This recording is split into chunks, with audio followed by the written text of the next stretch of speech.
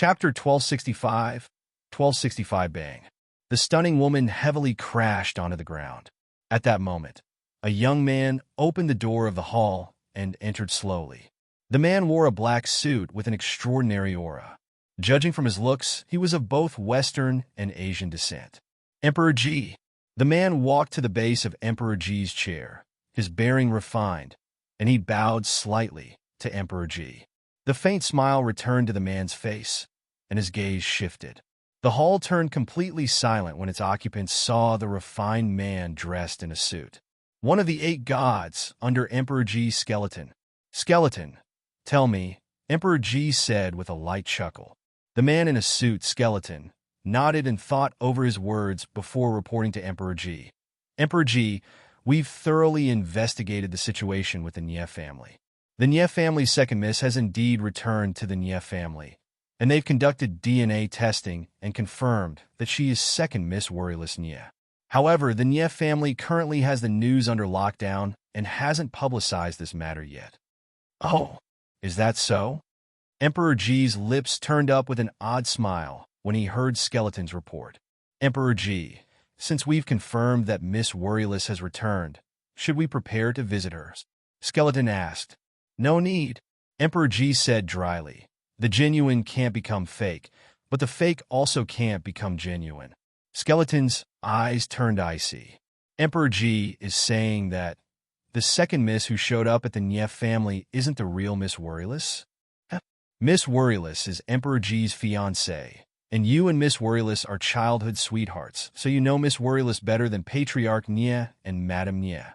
If that girl really is the real Miss Worryless, there's no way she would stay inside the Nie residence for so long, a certain higher-up said with a chuckle. Emperor Ji didn't respond to him and merely said with a smile, how interesting. A fake Worryless appeared in the Nie family and could deceive the outstandingly intelligent Madame Nie. That third miss is probably the only one in the entire Nie family who is capable of doing this. Skeleton said, third miss of the Nie family, Nie Linglong, an orphan whom Miss Worryless rescued from a patrician family when she was young. Nie Linglong was originally a daughter of some small martial patrician family in the independent state, but her clan was extinguished because her parents offended a great patrician family. Only Nie Linglong was rescued by Miss Worryless.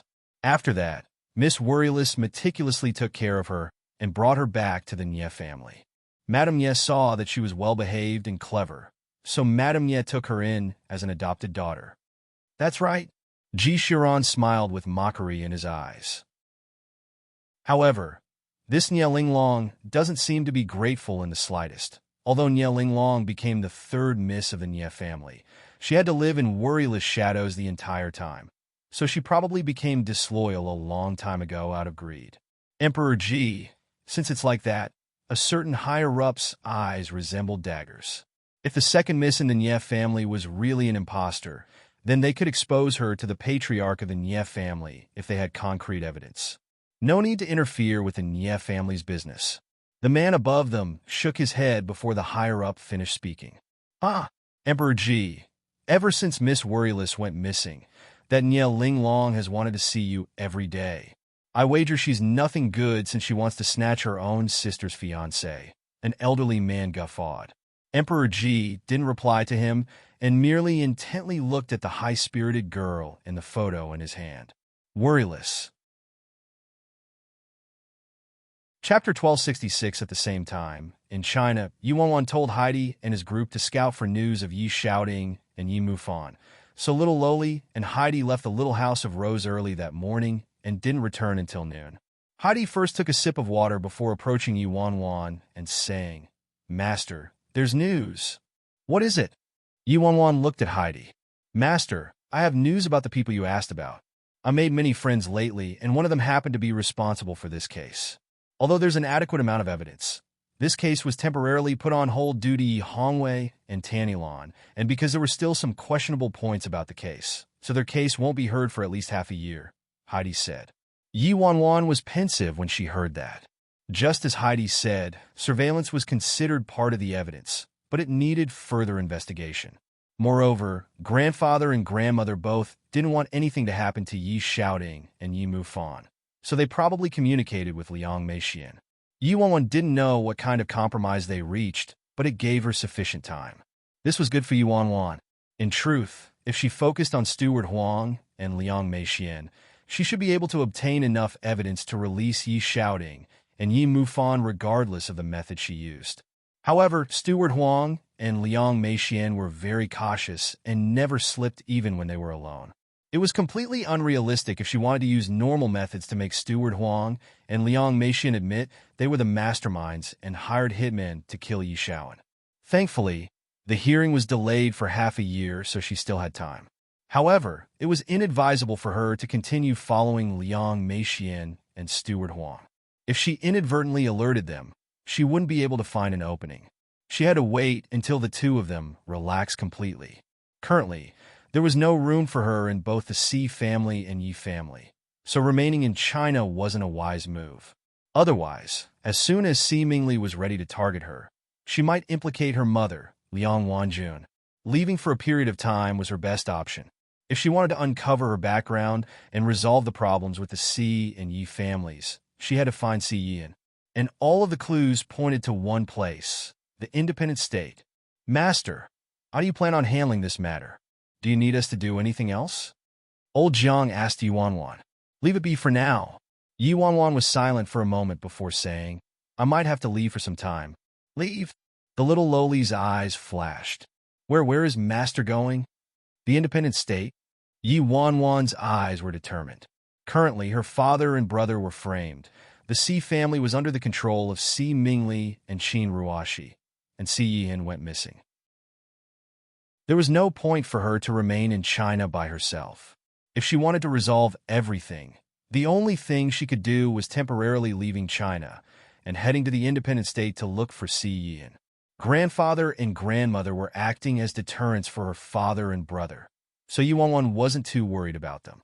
They would just have to endure some mistreatment for now. After she found Si Yihan and returned from the independent state, she would definitely take care of Steward Huang and Liang Meixian and ensure justice for Yi Xiaoding and Yi Mufan.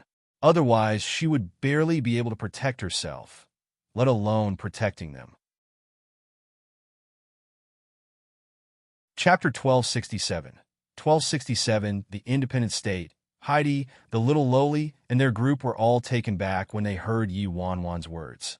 They naturally knew about the independent state, the haven for mercenaries, and the golden place for martial arts. Master, we've always aspired to go to the independent state, but we never had the guts to go, Heidi said with a smile. The independent state had always been xenophobic. If outsiders entered the independent state without a permit, the consequences were unimaginable. Even if a person had a permit, it was extremely possible for a person to lose their life in a place like the independent state if they weren't careful. It was a nearly lawless place. Since the beginning of the independent state's existence, all the rules were established by the independent state's 4 great patrician families and the martial arts union. One of the laws was, the independent state doesn't permit anyone to bring modern weapons, whether small or big, like a gun into the independent state. If anyone is caught doing so, any resident of the independent state is allowed to beat the violator to death. In the independent state, carrying weapons was a form of humiliation to them. This was why most countries didn't interfere with the independent state. The independent state was considered its own independent world with its own laws.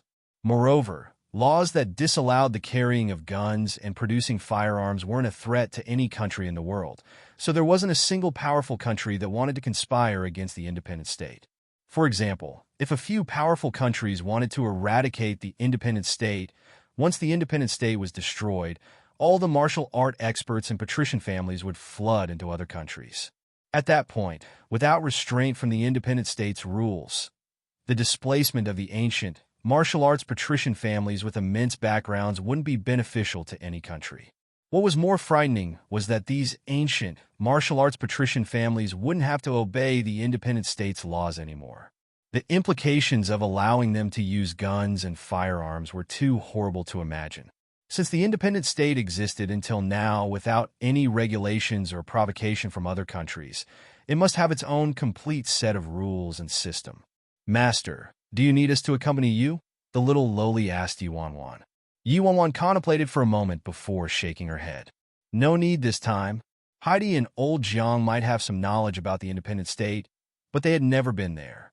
Yi Wanwan herself was clueless about the situation with the independent state, so having more people there would actually be a hindrance. They didn't say anything more upon seeing that Yi Wanwan didn't plan on bringing them. The independent state was an especially unique entity and was completely different from any country. Rumors said that martial arts were very prosperous in the independent state, but they were a bit behind on things other than martial arts. For example, magic in the independent state was at least a decade behind China. Any great magician with talents in magic tricks would be able to earn a lot of money in the independent state and would be respected. Of course, that was if the great magicians who dared to go to the independent state weren't discovered to be outsiders by the residents of the independent state or didn't lack a permit. Otherwise, they would earn money, but whether they could retain their life to spend it would be a completely different matter. Except for that, the gambling scene in the independent state wasn't weaker than that of big cities in some of the powerful countries, like Las Vegas. Also, underground boxing competitions were also very popular in the independent state. There were also matches between humans and ferocious beasts on top of human versus human boxing matches. Chapter 1268. 1268 from Mr. Mu. Yi Wanwan learned that the independent state was different from anything else in the world. It was almost a dream world. Of course, to the majority of people, it was akin to an inferno hell. Whether it was heaven or hell depended on your status and identity. In reality, Yi Wanwan really wanted to see that enigmatic place for herself, even if she didn't need to find Si Yin. After deciding to go to the independent state, she originally wanted to ask Nameless Nie and his group for help. However, all their numbers turned into blank numbers, and they seemed to have stopped using WeChat too. Yi Wanwan sent them many messages, but no one responded. Yi Wanwan felt a bit helpless.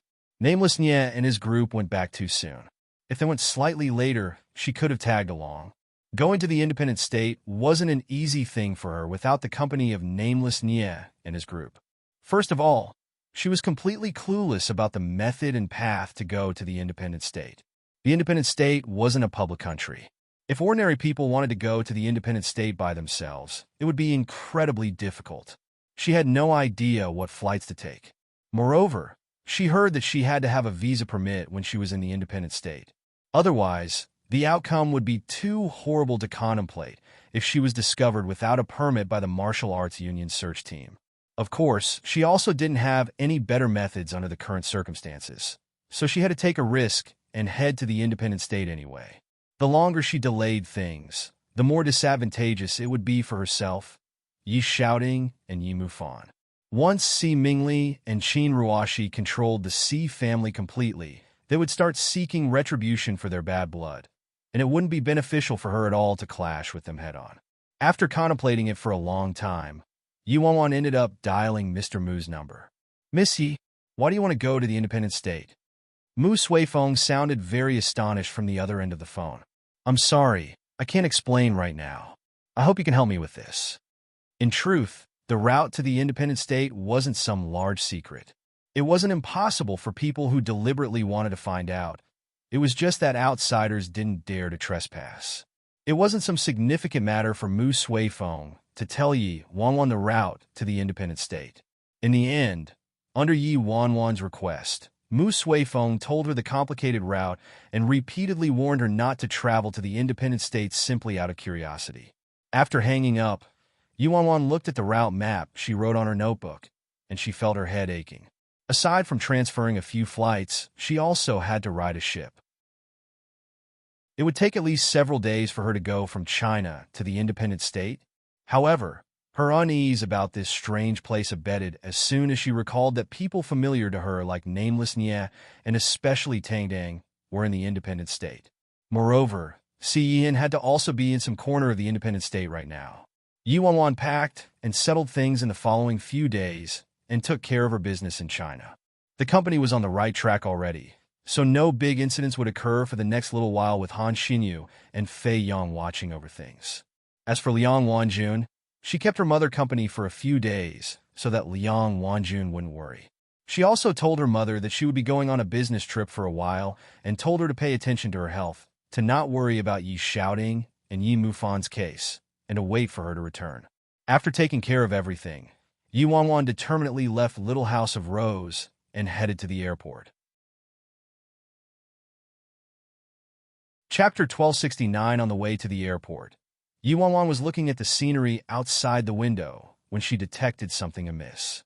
She frowned. "Driver, this isn't the way to the airport, no?" Soon, the taxi turned into the forest on the side. The driver chuckled eerily. "This isn't the road to the airport. It's the road to hell." A chilly glint flickered through Yi Wanwan's eyes. Without waiting for the driver to react, Yi Wanwan opened the back door and jumped out of the car. At the same time, the trunk of the taxi was kicked open from the inside, and two men in black appeared from the trunk. The two men in black were extremely fast and blocked Yi Wanwan within seconds. The driver languidly opened his door and walked toward Yi Wanwan. The taxi driver, as well as those two men in black, looked very unfamiliar. Yi Wanwan had never seen them. "Seemingly sent you?" Yi Wanwan probed with her brows furrowed. The driver snorted at that. "Seemingly? I don't know him. It looks like you have quite a few enemies." "Who are you?" Yi Wanwan constrained her emotions. "People who will reap your soul and steal your life." The driver snorted again and sent a look at the two men in black. The two men in black immediately nodded and walked toward Yi Wanwan together. Swish! One of the men in black's hands shot toward Yi Wanwan the second he got close. The wind from his attack arrived before the palm itself. The man in black was extremely fast, and a fierce force accompanied his movements.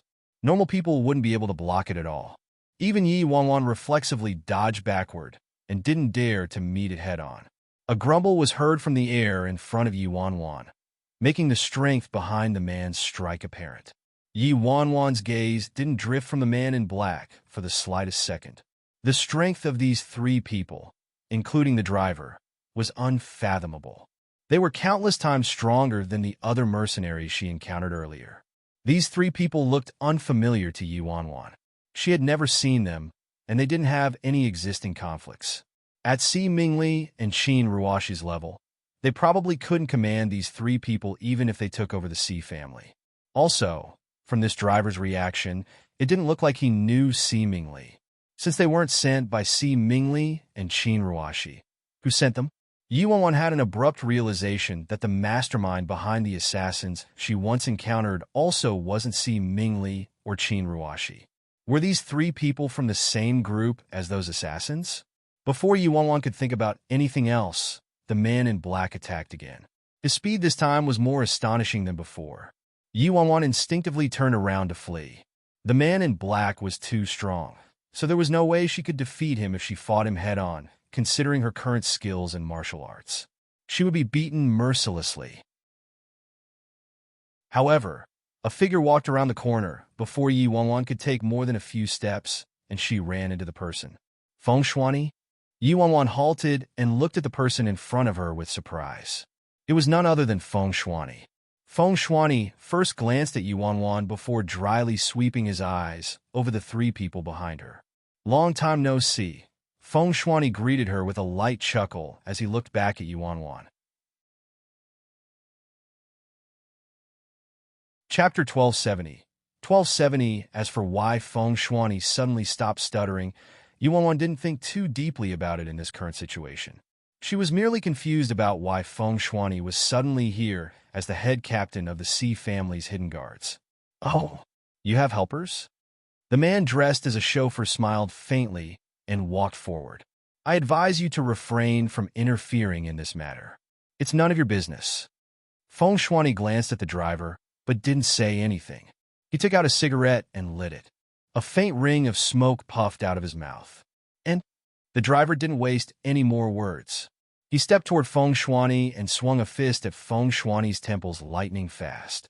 It would be difficult for talented martial artists to dodge this swift punch, let alone normal people. A hit to the temples would lead to death without a doubt. The driver was too fast. He was so fast that Yi Wanwan didn't have any time to react and could merely look at Feng Shuani anxiously. Boom!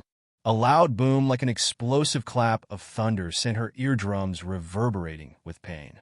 To Yi Wanwan's disbelief, Feng Shuani lifted his right arm, and without much visible movement, he caught the driver's punch. You. The driver assessed Feng Shuani with shock. The driver and the two men were all from a mercenary labor union from the independent state. Someone hired them to come to China to kill a woman with a large sum of money. Yi Wanwan was this woman. They didn't expect her to have such an expert by her side, however. The more they looked at this helper, the more familiar they found him, as though they'd seen him somewhere before. The other two men in black thought of something and looked at each other, realization surfacing in their eyes. Could it be you are? How's that possible? The driver called out in shock, his expression shifting. Feng Shuani was called Tartarus in the mercenary world. Rumor said he was the confidant of the legendary mercenary captain, nameless Nye. Who sent you here? The higher-ups of the Nye family, or Feng Shuani's voice was bone-chilling as he looked at the driver. However, the driver and the two men in black kept their lips sealed. Forget it if you won't tell me. Feng Shuani shrugged and turned to look at the dumbfounded Yi Wanwan. Where are you going? The airport, Yi Wanwan automatically replied. Why are you going to the airport? Forget it. Go do your own thing, Feng Shuani said after taking another drag from his cigarette. What about you? Yi Wanwan asked with a furrow of her brows. These people were sent by seemingly. I'll handle it, don't worry about it, Feng Shuani said. Seemingly? Yi Wanwan was startled. Were the driver and the two men in black really sent by seemingly? However, Yi Wanwan wouldn't argue about it since Feng Shuani said that. Without waiting for Yi Wanwan to say anything else, a dagger appeared in Feng Shuani's hand out of nowhere. After a glint of the blade, the three people's necks were slashed open instantly, and they collapsed on the ground like a mudslide as they breathed their last breaths. How weak! They could be anything, but just had to be assassins, Feng Shuani dryly commented. Weak! Yi Wanwan's lips twitched. Those three people were immensely strong to her, but Feng Shuani called them weak. Was this still the little stutterer who kept haggling her and made her teach him a few moves back at the sea residence? Only then did Yi Wanwan realize Feng Shuani hadn't stuttered at all. Chapter 1271, Didn't you stutter? Yi Wanwan asked Feng Shuani with a frown. If Feng Shuani wasn't a stutterer, then why did he pretend to be a stutterer in the Sea family? And how could he explain his terrifying martial arts skills? I stutter. Feng Shuani looked at Yi Wanwan. I just cured it. My wage is $50,000 a month as the head captain of the Sea family's hidden guards. So isn't it easy to cure my stuttering? What about your martial arts skills then? Yi Wanwan asked. I'm special and gifted, a rare genius in the world. Plus, I worked hard perseveringly, so I finally became an expert. This is all very reasonable, right? Feng Shuani said after pondering it. Yi Wanwan's lips twitched at Feng Shuani's explanation. Couldn't he make up a better excuse? Why was it so full of holes? Do you think I'm an idiot? Yi Wanwan was speechless. I don't. I'm telling the truth. Feng Shuani took another drag. Feng Shuani's expression turned slightly off at Yi Wanwan's overwhelming suspicion. Without waiting for Yi Wanwan to say anything more, Feng Shuani hastily said, I'm the head captain of the Sea family. I don't have time to chat with you. I have an ongoing mission still, so I have to go back now. There's a lot of trouble on the outside lately, so don't run around needlessly. Feng Shuani escaped without a trace instantly. After Feng Shuani disappeared into the depths of the forest, he put out his cigarette, a chilly glint in his eyes. Those three people just now weren't assassins sent by seemingly. They came from the independent state, and if he was correct, they might be related to that fake second miss. However, Feng Shuani still couldn't figure out how other people knew about Yi Wanwan's existence. Could it be that someone leaked the news out and let someone know Yi Wanwan was the second miss of the Nye family, so they acted upon it? Feng Shuani guessed that the higher-ups of the Nye family purposefully got someone to pretend to be the second miss, worryless Nye, and infiltrate the Nye family. They wanted to use the fake second miss to obtain some very tempting benefits. Second Miss Worryless Nye left the Nye family when she was young and rarely returned home, so she didn't see Madame Nye and the patriarch a lot. Moreover, Worryless Nye went missing for many years. A young woman would look very different from the little girl she once was, so it would be very difficult to identify worryless Nieb based on her looks, providing some people a chance to take advantage of this situation for personal gain. When Feng Shuani saw that assassins from the independent state specifically came to China from the independent state to assassinate Yi Wanwan, he knew this matter was extremely serious. Who leaked the news of Yi Wanwan being worryless Nye? And who had they leaked it to? And who was it that had no scruples against taking Yi Wanwan's life all the way in China? Could it be? A figure surfaced in Feng Shuani's mind, causing his expression to darken. Before Feng Shuani thought too deeply about it, he suddenly recalled that Yi Wanwan said she was about to head to the airport. Shit. She can't possibly be going to the independent state, right?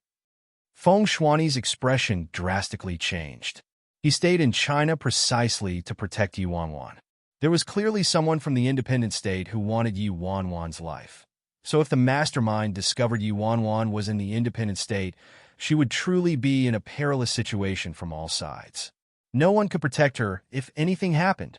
Yi Wanwan originally wanted to chase after Feng Shuani and interrogate him, but he was too fast and disappeared without a trace in an instant. Her pursuit was futile. Yi Wanwan had no choice but to turn around and head to the airport. There wasn't much time left before the boarding time for her flight, so she would have to wait until she returned from the independent state to find an answer for Feng Shuani's current state. When she arrived at the airport, her timing was perfect, and Yi Wanwan successfully boarded the plane. Chapter 1272. The next few days were a taxing adventure. Yi Wanwan changed several planes, crossed the Great Ocean, and lost count of the number of ships she rode. She swore she never knew there was a place on Earth that would take so much effort to reach. The nearest countries to the independent state didn't have any flights to the independent state. It wasn't even on the map. Whether it was entering the independent state or leaving it, there were only 3 methods. The first method, ferry. The second method, private plane. The third method, swimming. About 81 days in the sea would do. Independent state. Fuck you. Yi Wanwan wrung the water from her clothes at a cave in some mountain. She really swam. From the coast into the sea, and all the way to the independent state. The ferry had an accident at the last moment, and the boat tilted and slowly sank. Then the ferry's staff contacted the rescue team of the independent state. Yi Wanwan had no choice but to jump into the waters. She wasn't dumb. She didn't have a permit to enter the independent state. The rescue team would probably kill her when they arrived. Thankfully, the accident location of the ferry was just several hundred meters away from the independent state. After reaching the shore, patrols and hounds covered the coast and harbor, serving as customs agents. Yi Wanwan saw that everyone entering the independent state showed their permits. Without a permit, Yi Wanwan's only option was to flee into the nearby mountains. Inside the cave, hunger and fatigue enveloped her. Yi Wanwan's passport, ID card, bank cards, and etc. were all lost at sea, and all that she had on her was the gun she bought for self-defense from a neighboring country of the independent state. Although the independent state banned every kind of firearm, she didn't plan to throw the gun away. First, she didn't have a permit. Second, she didn't know anything about the independent state, so she felt more confident with a gun on her. She would be a fool to throw it away. After some time, Yi Wanwan felt her eyes grow heavy, and she fell into a deep sleep. Many scenes surfaced in her dreams. Grandpa's blurry face, and some very strange, but also incredibly familiar faces. In her dream, she seemed to have seen an extraordinarily looking and beautiful man who looked like he walked out of a painting. And that man was her fiancé, who had been engaged to her since she was young. She trailed behind that man every day, but that beautiful smile akin to a spring breeze didn't have any warmth in it. He permitted her to approach, but never showed any other emotion toward her. She wanted to be with him for the rest of their lives, but he merely treated her like a child and considered her a younger sister. The grief and sadness in her dream were too real, so much so that Yi Wanwan felt her heart throbbing in pain. In the end, she left him and went far away. She went to many places, met many people, and did many ridiculous things. She later met another person. It seemed to have been an amorous encounter too. Although this amorous encounter wasn't that cute, Their interactions made her feel really warm. Yi Wanwan woke up the next morning at dawn. She opened her eyes and felt pain rippling through her head. The salty smell from the ocean water covered her body. She wanted to try her best to recall her dream from that night, but couldn't recall anything no matter what.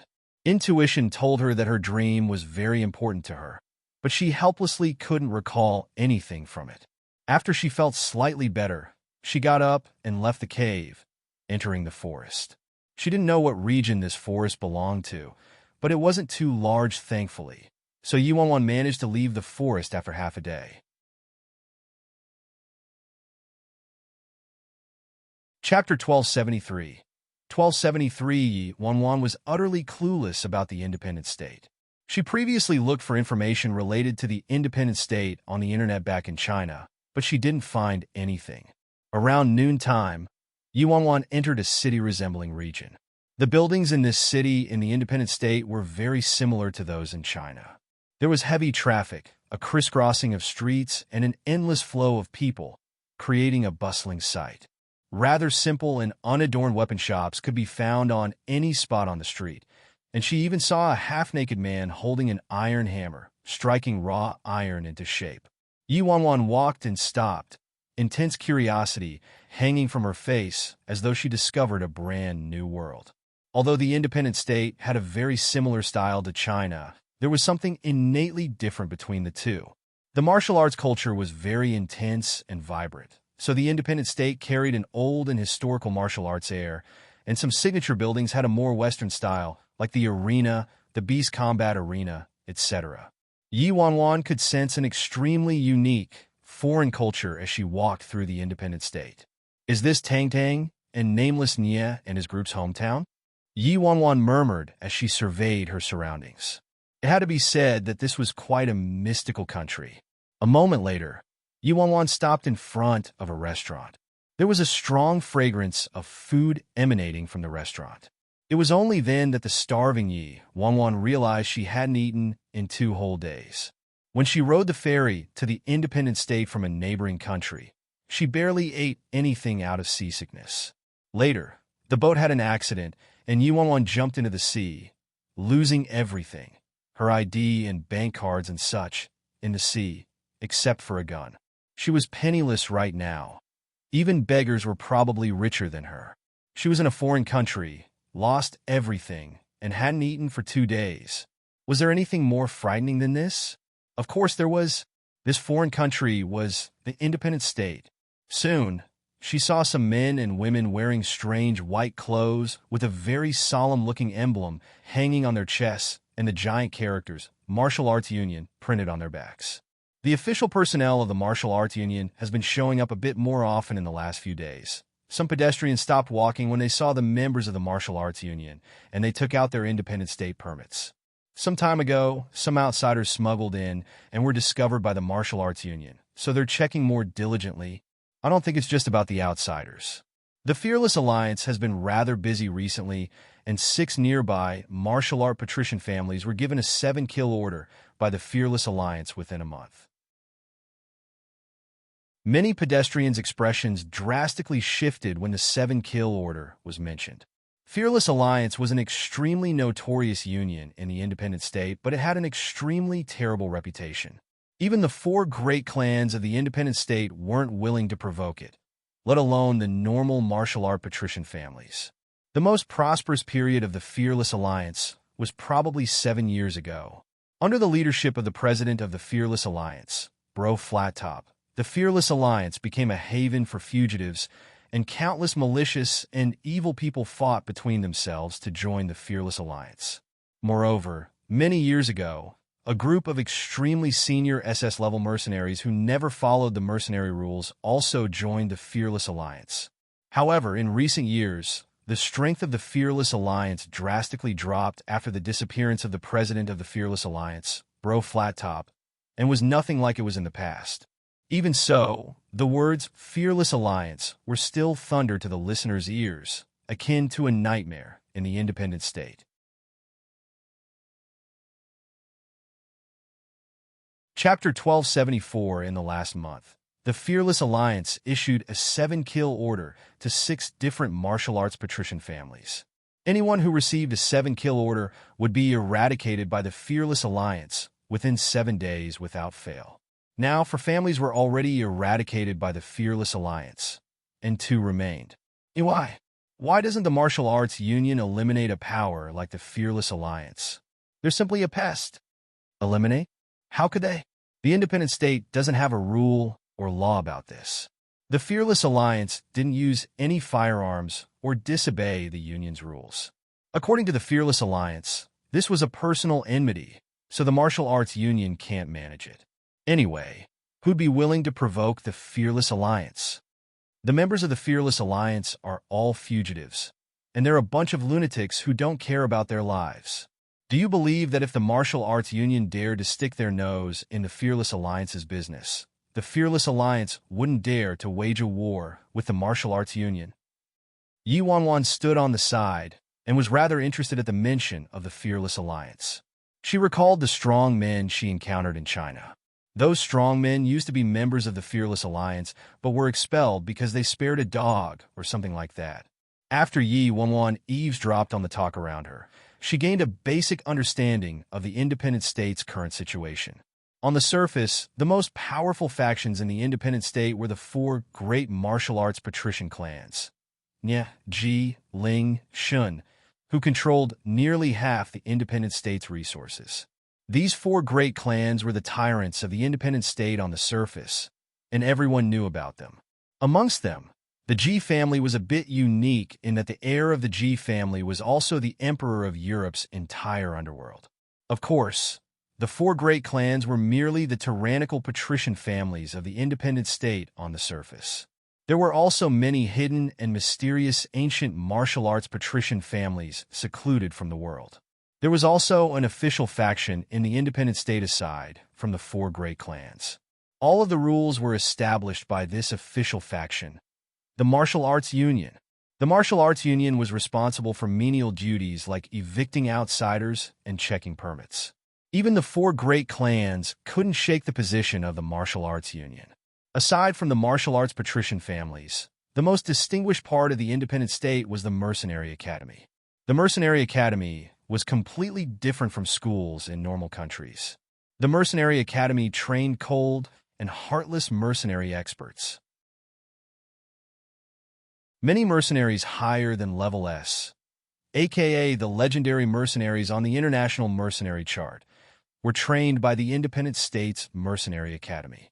After gaining a basic understanding of the independent state situation, Yi Wanwan couldn't help but marvel at the independent state. The independent state was probably an utterly unique entity in the entire world. Yi Wanwan suddenly realized that there was a family surnamed Nye among the 4 great tyrannical martial arts patrician families of the independent state. She wondered whether the Nye patrician family had anything to do with Nameless Nye. However, no one would probably believe her if she said Nameless Nye and his group had anything to do with the Nye family based on their impoverished looks. Yi Wanwan didn't think too much about it, though. Even if Nameless Nye was related to the Nye family, it sounded like something from a fairy tale for her to come into contact with someone on the Nye family's level. A tyrannical patrician family of the independent state couldn't be visited by just anyone.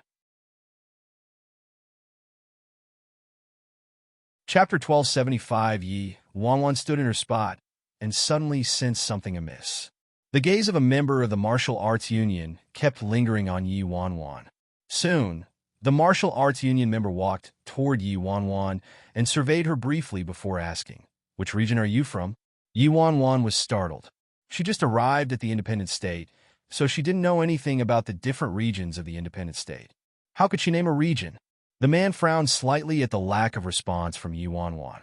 "Your permit?" An ominous feeling crawled over Yi Wanwan instantly. She didn't give that man from the Martial Arts Union any time to react and fled faster than she had ever run in her life. How could she have a permit from the independent state? How great was it that she was caught red-handed by a member of the Martial Arts Union? If she couldn't show a permit, the consequences were unimaginable. She might even lose her life. There was no way Yi Wanwan would foolishly stay and argue with a member of the Martial Arts Union. This was the independent state, She wasn't so naive that she thought she could successfully bluff her way out of a pickle with the martial arts union. "I found a suspicious person," the man shouted behind him. Immediately, the members of the martial arts union chased after Yi Wanwan in groups, and every member was extremely fast. Although Yi Wanwan was fast, she was still too slow compared to her pursuers. If things continued like this, she'd be caught before long. In her haste, Yi Wanwan ran quicker, but a few seconds later, she slammed into the figure of someone in front of her. "Who are you?" The man who was slammed into had a deep frown as he looked at the person who ran into him with displeasure. However, he was briefly taken back when he saw the girl's appearance and felt his heartbeat speeding up. All those women who thought they were stunningly beautiful all became ordinary to him. The difference between these women and her was like day and night. She didn't have any makeup on her face, but her bare looks were already astonishing. Her flustered appearance elicited an inexplicable desire for him to protect her. "I'm sorry. Are you okay?" Yi Wanwan asked with a furrow of her brows as she looked at the nobly dressed man in front of her. Oh, I'm fine. It's nothing. My bones are rather strong. Did you get hurt?" The man asked. Why are the people from the independent state different from what I imagined? Are they all so friendly?" She ran into someone, but he didn't blame her at all and started asking about her well-being instead. It appeared that the independent state was quite a nice place, except for that martial arts union. However, the reality was that appearance was universally important no matter where a person was. "Sorry, I need to go." Yi Wanwan reflexively looked behind her, and her expression shifted when she saw that the members of the martial arts union were about to catch up to her. The man followed her gaze and looked behind her. "The investigation team of the martial arts union," the man muttered with a pensive expression. This investigation team was mainly responsible for eliminating outsiders and checking for independent state permits. Since she was being chased by the investigation team like this, she either didn't have a permit or she was an outsider. Based on how this girl was being pursued, she was most likely an outsider. Chapter 1276. 1276. He carefully surveyed Yi Wanwan's flustered appearance, and his eyes glinted, realization dawning on him. He lightly asked, "You aren't from the independent state? Are you?" "Who said I'm not from the independent state?" Yi Wanwan immediately retorted. "I've been in the independent state since I was in my mom's womb." "Then, do you have a permit? Which region are you from?" the man asked with a smile. Yi Wanwan was too lazy to argue with him. If the members of the martial arts union caught up to her, it wouldn't be fun at all. Seeing that Yi Wanwan wanted to keep running, the man instantly blocked Yi Wanwan and shook his head. No outsiders have ever escaped from the hands of the martial arts union's investigation team. "Follow me." Without giving Yi Wanwan time to think, the man led her to run forward. The man was very familiar with this area, so a series of twists and turns later, they entered a manor and escaped from the investigation team. At the manor, the man asked Yi Wanwan, "Excuse me, what's your name? How should I address you?" "Yi Wanwan, thank you for your help." Yi Wanwan didn't know the rules and customs of the independent state, so she cupped her fists, pretending like she knew what she was doing. The man chuckled. "Miss Yi, you're welcome. I'm Zhou Wu." After a conversation with Zhou Wu, Yi Wanwan learned that Zhou Wu was the heir of a martial arts patrician family, and this was the Zhou residence. Yi Wanwan knew Zhou Wu didn't hold any malicious intentions toward her. If it wasn't for Zhou Wu stepping in today, her fate would have been inconceivable. It was quite unrealistic for her to successfully escape from the martial arts union's investigation team based on their speed. "Miss Yi, I don't know whether you came to the independent state to sightsee or for something else, but you should prepare yourself. The independent state is very xenophobic and many outsiders die in the independent state," Zhou Wu said to Yi Wanwan. "Then you aren't xenophobic?" Yi Wanwan was curious. Zhou Wu shook his head. "Don't be ridiculous, Miss Yi. My grandfather was also an outsider when he was young, but the independent state's rules were more relaxed back then, so my grandfather managed to establish the Zhou family in the independent state through hard work. Our Zhou family isn't xenophobic. We've been the same from the beginning." "I see." Yi Wanwan nodded. No wonder Zhou Wu was willing to help her. "Since Missy doesn't have a permit, it'll be hard for you to walk around the independent state. If you don't mind, you can stay here for a few days, Miss Yi. Yu didn't decline. She just arrived at the independent state and was unfamiliar with this place and didn't know many things. Additionally, she lost everything, so she didn't even have a place to stay that night. That's too troublesome, right? Yu said. Don't be polite, Miss Yi. As compensation for living here, tell us about the outside world like China. Us people from the independent state are truly too far from our homeland, China. Except for the top 4 great clans of the independent state, nearly no one is willing to expend a huge effort to return to China, Zhou Wu replied with a smile. Amazing! They don't even know any recent news about China. Shortly after, Yuan followed Zhou Wu into the living room. The patriarch and madam of the Zhou family both arrived at the living room upon receiving news of their visitor. The patriarch and madam were both very polite toward Yuan and kept asking about China. The patriarch of the Zhou family was born in the independent state and never left, so he was very curious about his native country, China. Yuan didn't hold back and told them everything she knew. China has television. Television is, there are people inside and such, Yuan described to them as she ate the food prepared by Zhou Wu. Patriarch Zhou looked at Yuan with surprise. Our independent state also has television. Oh, right. China has cars like the ones that people sit in. Patriarch Zhou was taken aback again. The independent state also has cars. Big cars, little cars, sports cars, race cars, go-karts. Their independent state wasn't some sealed-off fifth-world country, all right. Chapter 1277. Yuan was a bit embarrassed when she saw the strange expressions of the patriarch and madam of the Zhou family. Come to think about it, the independent state was just as developed as the neighboring countries. Their entertainment scene was just lacking slightly. Aside from the lack of gun and firearm usage, the extent of independent states' technological advancement was fairly progressed. Of course, the independent state prioritized martial arts. To the people of the independent state, everything else was added on. Only martial arts were more important than the heavens.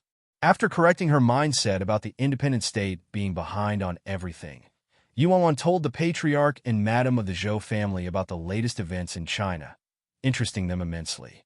A while later, the patriarch of the Zhou family looked at Yuan and asked curiously, Miss Yi, you're Chinese? China is truly too distant from the independent state, but Miss Yuan ignored this great distance and came to the independent state. Could it be that you came merely to sightsee? Although foreign tourists learned about the independent state's existence in the past and secretly snuck into the independent state, their fates weren't too good. The independent state's xenophobia had intensified further and further in the past few decades. Yuan pondered for a moment before saying, to tell you the truth, I didn't come to the independent state to sightsee. I came here to find someone. Find someone? The patriarch and madam were both taken back by Yuan's answer. This was miraculously the first time they heard someone say they came to the independent state to find someone. All right. Yuan wrote down a phone number on a piece of paper and walked to the patriarch and madam. Excuse me, do you happen to know the region this phone number belongs to? This phone number was the number she found in Si Yihan's study. She previously used nameless Nie's phone to call it, but it later turned into an empty number, unable to be reached. Nothing's coming to me. Patriarch Zhou took the piece of paper and looked at it for a moment before promptly shaking his head. Wife, what about you? Patriarch Zhou handed the number to his wife. This is a phone number from the independent state indeed, but I don't recognize the region, she said. Let me see. Zhou Wu stood up and took the piece of paper to examine it. It might be Yun City, but I'm not sure, Zhou Wu said with uncertainty. Yun City? Yuan was dumbfounded. She didn't even know the name of the district she was currently in. After talking to Zhou Wu and his family, Yuan learned about the basic geography of the independent state. Originally, the independent state was divided into 6 major districts. The 4 great clans each controlled 1 district while the martial arts union controlled 2 districts. However, about 30 years ago, a civil war erupted in the independent state, and the 6 districts were combined into 1 big district due to developmental needs, and it was named Yun City. Its prosperity was akin to China's imperial city and was the independent state's most important major city. Currently, Yiwanwan was in the suburbs of Yun City. Although Yun City was only a city, it was created from the original 6 major districts, so it was incomparably bigger and broader than China's imperial city. The headquarters of the 4 great clans, the Martial Arts Union, the 3 major mercenary academies, and some extremely renowned mercenary guilds were all located in Yun City. For example, the Zhou family might have some prestige locally, but their prestige would be like a grain of sand dropped into the ocean if they visited Yun City. It would be harder than ascending to the heavens for any martial arts patrician family to gain a steady footing in Yun City. Chapter 1278. After hearing an explanation from Zhou Wu and his dad, Yuanwan finally understood the concept of the independent state's Yun City. For great clans, Yuanwan murmured. Heh, the 4 great clans of the independent state are all tyrannical-level patrician families. The patriarch of the Nye family manages mercenaries. The Ji family focuses on underground syndicates. The Shin family might not be talented in martial arts, but they're the wealthiest family in the independent state. Their wealth can rival a country's. As for the Ling family, they're a bit average and aren't especially outstanding, Zhou Wu said with a chuckle. All right, then does the Nye family have someone called Nameless Nye? Yuanwan probed as she looked at Zhou Wu. Nameless Nye? Zhou Wu shook his head. Our Zhou family rarely visits Yun City, and it's difficult for the outside world to learn about the members of the 4 great clans. Moreover, the Nye family simply has too many members. From the direct line to outside relatives and side branches, heaven knows how many people are in the Nye family. We don't even know the name of the patriarch of the Nye family. The Zhou family was only considered a minor martial arts patrician family in the independent state. A family on the Nye family's level was like a colossus to the Zhou family, distant and forever out of their grasp.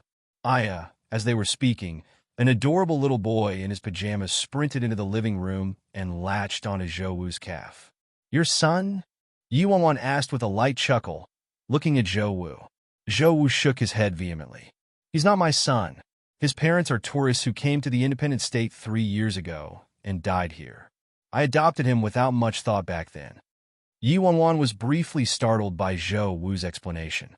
It had to be said that Zhou Wu's character was quite decent. It wasn't only Zhou Wu. The entire Zhou family was very friendly. What's your name? Yuanwan asked the child with a smile. The little boy had his eyes wide open, and he kept staring at Yuanwan before suddenly opening his arms toward Yuanwan, as though he was asking to be picked up. Yuanwan couldn't help but think of Tangdang when she saw this child, and a feeling of familiarity surfaced in her heart. Yuanwan took the little boy into her arms immediately. Missy, his name is Qiuqiu. He was probably traumatized when his parents died tragically in the independent state, so he lost the ability to speak. Yuanwan looked at the little boy and fell into deep contemplation. He was young, but he watched his parents die tragically in front of him, so he definitely suffered great trauma. She couldn't imagine this child's state of mind back then. Yuanwan gently touched the little guy's head, and Qiuqiu hugged Yuanwan, unwilling to let go no matter what. Miss Yi, it looks like Qiuqiu really likes you. This child is actually really afraid of strangers, Zhou Wu said with a smile. Yuanwan smiled when she heard that. She seemed to have a rather great affinity with children.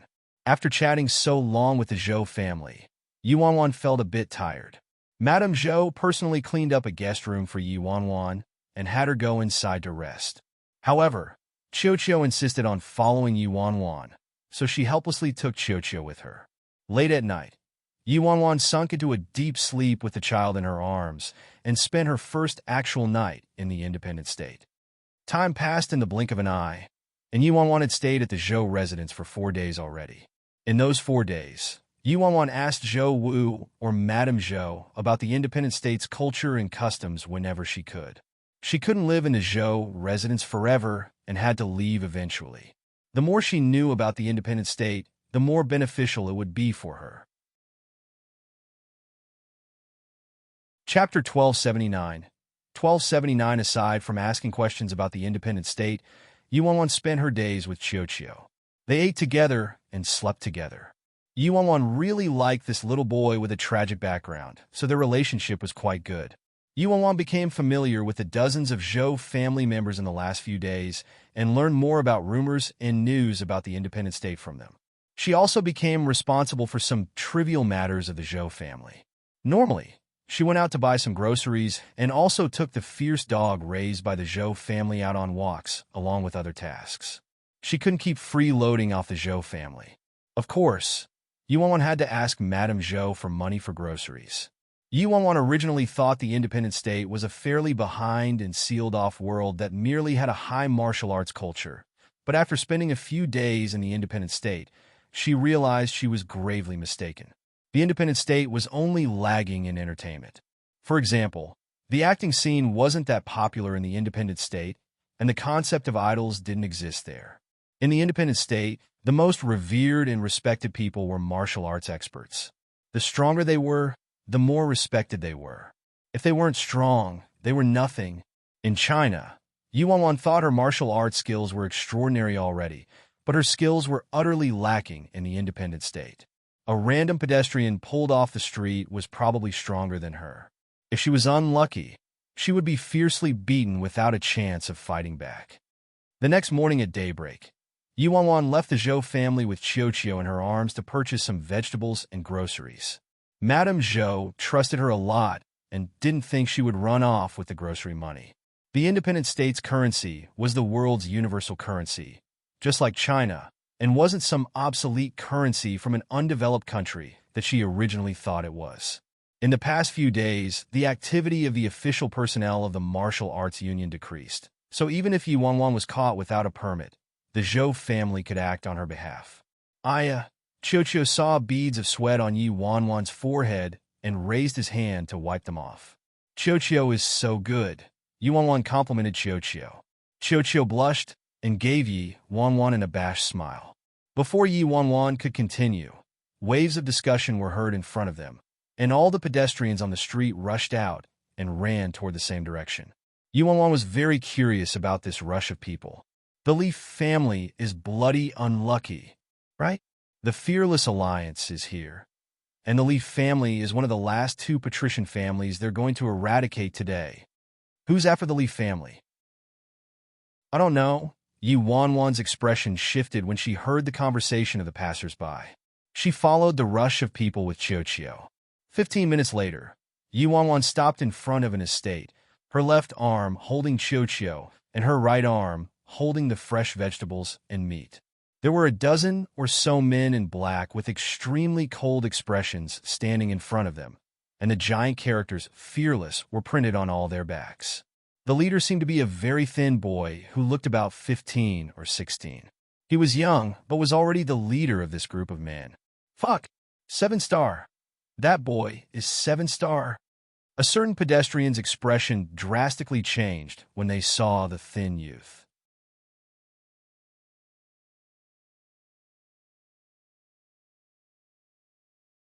Chapter 1280 Fearless Alliance. The SS-level mercenary under Bro Flat Top. 7-star. Gasps rang out everywhere. This taciturn youth, who looked like he could be toppled over by a breeze, was one of the strongest fighters of the Fearless Alliance. Is this the Li family? A while later, the youth lightly coughed and looked at the elderly man next to him. That's right, the elderly man in black slowly said. Today's mission is to eradicate the last two patrician families that were given a 7-kill order by the Fearless Alliance. This Li family is one of them. Dozens of people rushed out of the Li family's estate just as he finished speaking. They were led by the patriarch of the Li family.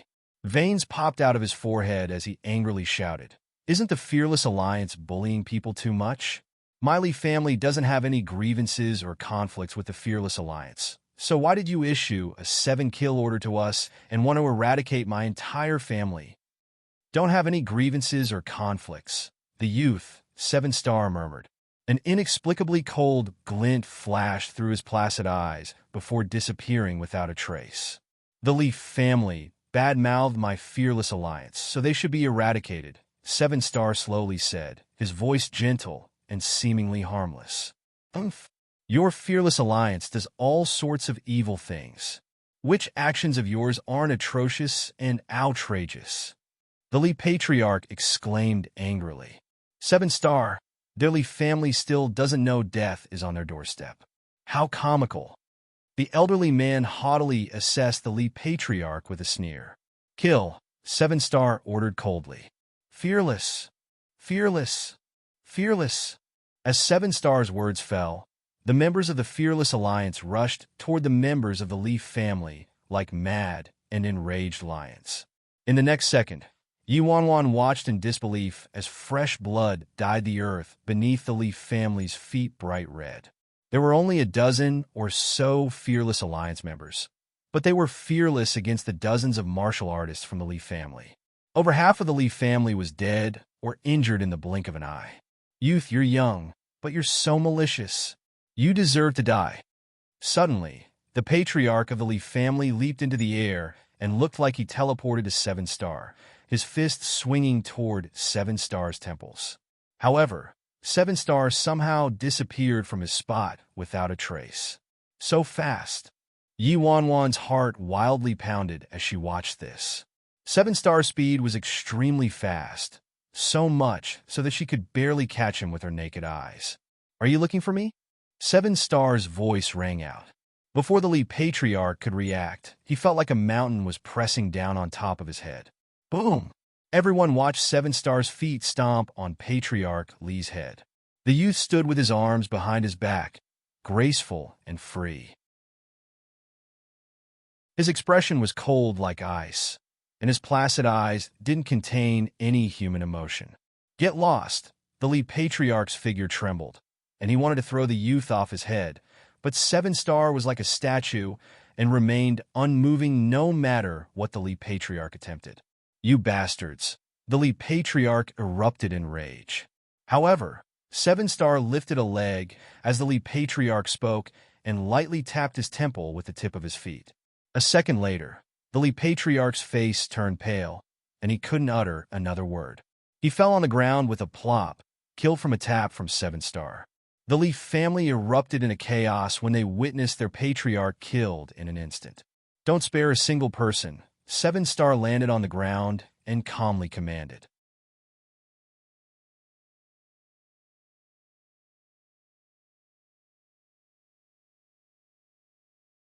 Chapter 12, 81 Far Away. Yuanwan tightly hugged Qiuqiu and covered his eyes. Yuanwan finally understood how frightening the independent state was now. A public slaughter? This kind of matter absolutely wouldn't happen in China. Ripples of begging and wailing rose one after the other. However, the Li family was met with nothing but an icy and merciless slaughter. Yuanwan also ran into people from the Fearless Alliance in China before, but she never expected the Fearless Alliance in the independent state would be so terrifying and vicious. Corpses littered the ground outside the Li estate, overwhelming spectators with shock and horror. This was Yi Wanwan's first time witnessing a scene that resembled a hell created from malevolent Azuras, so it was unavoidable for her to feel unsettled. A moment later, Yi Wanwan turned around and left with Qiuqiu, unable to watch any longer. Although the martial arts union was known as the official faction of the independent state and was recognized by the 4 great clans, the martial arts union didn't manage this kind of personal conflict between factions. Yi Wanwan soon returned to the Zhou residence. Wanwan, why do you look so unwell? Madame Zhou noticed something amiss with Yi Wanwan's expression and immediately poured a cup of water before walking to her side with heartache. On my way back just now, I saw the Fearless Alliance. Yi Wanwan took the cup from Madame Zhou and drank it all in one gulp. Madame Zhou and Patriarch Zhou's expressions both shifted when they heard this. The Fearless Alliance was truly frightening. I personally witnessed a martial arts patrician family being massacred by the Fearless Alliance. Yi Wanwan had a deep frown on her face. This kind of thing is common in the independent state, so the independent state really isn't a good place for you outsiders, Patriarch Zhou said with a sigh. Before Yi Wanwan could reply, Zhou swiftly walked into the living room with his face ashen and a pitch-black card gripped tightly in his hand. Dad? Mom? I just found this in Qiuqiu's room. Zhou displayed the black card. What? Patriarch Zhou's face was deathly pale when he saw the black card in Zhou's hand. Fearless Alliance. 7 kill order. How could this be possible? Madame Zhou almost fainted on the spot. So far, not a single martial arts patrician family that received a 7-kill order from the Fearless Alliance managed to survive. There's some dust on this 7-kill order, so some time has passed already. Zhou Wu clenched his teeth. What probably happened was that Xiao accidentally picked up this 7-kill order when the Fearless Alliance tossed it into the Zhou residence, and he didn't know what it was, so he carelessly tossed it in his room. Hence, they had no idea their family was issued the 7-kill order by the Fearless Alliance. Miss Yi, leave quickly. Madame Zhou hastily stood up all of a sudden and pushed Yi Wanwan out of the Zhou residence. Yi Wanwan was astonished. She somewhat understood the meaning behind the 7-kill order by now. The Li family from earlier was eradicated precisely because they received a 7-kill order from the Fearless Alliance. Leave quickly. Don't stay at the Zhou residence. Patriarch Zhou also hurriedly said. If Yi Wanwan was still at the Zhou residence by the time the Fearless Alliance arrived, the consequences would be too horrible to contemplate. The Fearless Alliance absolutely wouldn't care whether you were a member of the Zhou family or not. Take Xiao and leave. Soon, Zhou Wu picked Xiao up and handed him to Yi Wanwan. The Fearless Alliance had always been vicious and didn't care whether you were a man or woman, old or young. I'll go call the police. Yi Wanwan lost her composure. She instantly found her words comical as soon as she said them. This wasn't China. This was the independent state. Before Yi Wanwan could say anything more, Madame Zhou had already shoved her out of the residence. At the same time, the dozen Fearless Alliance members Yi Wanwan saw earlier were heading toward the Zhou family in a grandiose fashion. The leader, 7-star, accidentally caught sight of Yi Wanwan and was briefly startled. Confusion flickered through his icy eyes as he assessed her.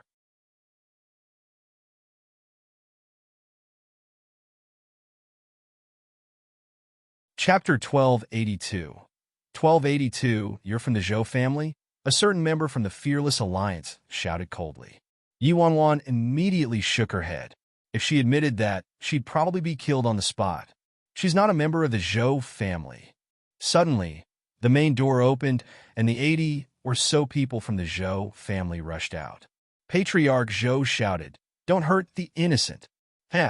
Our Fearless Alliance naturally wouldn't harm the innocent, the elderly man next to 7-star said with a sneer. Fervent discussion bubbled around them as more and more pedestrians gathered in front of the Zhou residence. Not a single family who received a 7-kill order had survived, so to the onlookers, the Zhou family would die without a doubt. After today, the Zhou family would exist no more. I want to ask, how did our Zhou family offend your Fearless Alliance? Patriarch Zhou was very confused. They'd never had any interactions with the Fearless Alliance, so why were they issued a 7-kill order for no reason? There wasn't much. It's just that the location of your Zhou residence is decent and the feng shui is good, so the Fearless Alliance wanted to establish a branch here. The elderly man next to 7-star responded with a smile in a matter-of-fact manner. Well, what did you say? Patriarch Zhou was livid from anger. You want to eradicate my Zhou family just because of this? If you like it, our Zhou family can give it to you without a cent of compensation. You want to give it to our Fearless Alliance as charity? The elderly man looked disdainful. Their Fearless Alliance had always been like this. They would snatch whatever they liked. As for people, they would kill them if they wanted to. It all depended on their mood. Reason and logic weren't important to them. It wouldn't be charity. I hope you won't twist my meaning. This is an exchange. I'll use the fortuitous land that you value to trade for my family's lives. Patriarch Zhou patiently explained to the elderly man. Patriarch Zhou feared the Fearless Alliance from the bottom of his heart. They were a faction that basked in murder and slaughter. Being targeted by the Fearless Alliance represented misfortune and disaster. Enough nonsense. Since you received a 7-kill order from the Fearless Alliance, the fate of your Zhou family was decided the day you received the order. The elderly man snorted and flicked his sleeves. Kill. The dozen Fearless Alliance members with Fearless written on their backs all charged toward the Zhou family instantly. Father, don't waste your words. It's useless. We'll stake everything we have today. Zhou Wu acted and was the first to meet the Fearless Alliance's attack without any intention of retreating. However, although Zhou Wu was quite skilled in martial arts, he was still inferior to the members of the Fearless Alliance. A few breaths later, Zhou Wu was sent flying back like a snipped kite. Shouts and curses endlessly rang out. Although the Zhou family had a lot of members, they were defeated like a landslide when faced with the elite experts of the Fearless Alliance. They didn't fear death, but bravado was useless in the face of such a difference in strength. The elderly man suddenly moved and gripped Patriarch Zhou's neck with a lift of his arm. Patriarch Zhou's feet left the ground, and his face flushed as breathing became increasingly difficult. The audience grew bigger outside the Zhou residence, and quiet discussion and gestures were heard from them occasionally, but no one dared to walk forward and speak against the Fearless Alliance. Yi Wanwan had a deep frown on her face. Although she wanted to help the Zhou family, she didn't know how to help and also knew her own lack of ability.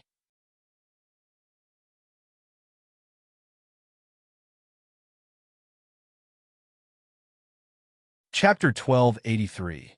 1283. Yi Wanwan gained a basic understanding of the Fearless Alliance by now. Based on their modus operandi in the independent state, if she dared to walk even a single inch forward or vocally stop them, she would be killed. Qiuqiu's face flushed as he watched this scene in Yi Wanwan's arms. He struggled out of her arms with inexplicable strength and dashed forward. Qiuqiu. Yi Wanwan's expression shifted, and she wanted to stop him, but it was too late. Qiuqiu ran to the elderly man and fiercely slammed his head against the elderly man's leg. Where did this little bastard come from? The elderly man became furious instantly and lifted his right arm, throwing Patriarch Zhou into the air and grabbing Qiuqiu. The child is innocent. Stop! Stop! Madame Zhou turned pale with fright. A brat who's still wet behind the ears. I wager you're a short-lived brat who won't live past today. The elderly man lifted Qiuqiu up and attempted to slam him to the ground. In a fraction of a second, Yi Wanwan reflexively leaped forward without a second thought and blocked the elderly man. Stop! The elderly man frowned slightly and looked at Yi Wanwan with an indescribable expression. You also want to die? The elderly man's face was dark. How interesting. Even a girl dared to offend their Fearless Alliance now. I told you to stop. Are you fucking deaf? They don't even spare children. Absolutely insane and heartless. Before the elderly man from the Fearless Alliance could say anything, Yi Wanwan abruptly pulled out the gun tucked in her clothes. The icy, pitch-black muzzle pushed against the elderly man's head. A gun! You! The bone-chilling cold caused the elderly man's face to shift slightly. Someone actually dared to carry a gun in the independent state and take it out in public. Even their Fearless Alliance didn't have the guts. This was the oldest rule in the independent state. Whether it was the four great clans, the recluse ancient clans, or the martial arts union who claimed to be the official faction of the independent state, they all didn't have the guts. However, this woman really did take out a gun and point it at his head. This cold feeling proved it absolutely wasn't fake. A commotion rolled through the crowd, and nearly all the onlookers looked at Yi Wanwan with a strange expression. Some even carried an intense hatred. In the independent state, every resident was responsible for killing anyone discovered carrying a gun, let alone using a gun. Patriarch Zhou and the others all looked at Yi Wanwan in surprise. They didn't expect Yi Wanwan to have a gun on her person. Madame Zhou wanted to say something to Yi Wanwan, but didn't end up saying anything. Yi Wanwan's fate was determined the moment she took out a gun. It was probably going to be very tragic. Miss, you should know the rules of the independent state. You aren't permitted to carry a gun in the independent state. You should know the consequences of doing so, right? Even if you don't think for yourself, you should think about your parents and your children. The elderly man patiently persuaded Yi Wanwan with a light chuckle, but he didn't dare slam Qiuqiu to the ground. I don't freaking have children. Yi Wanwan snorted. Put the child down slowly.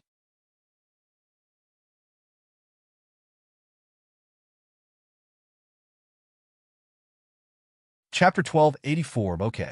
Okay, calm down. I'm putting the child down.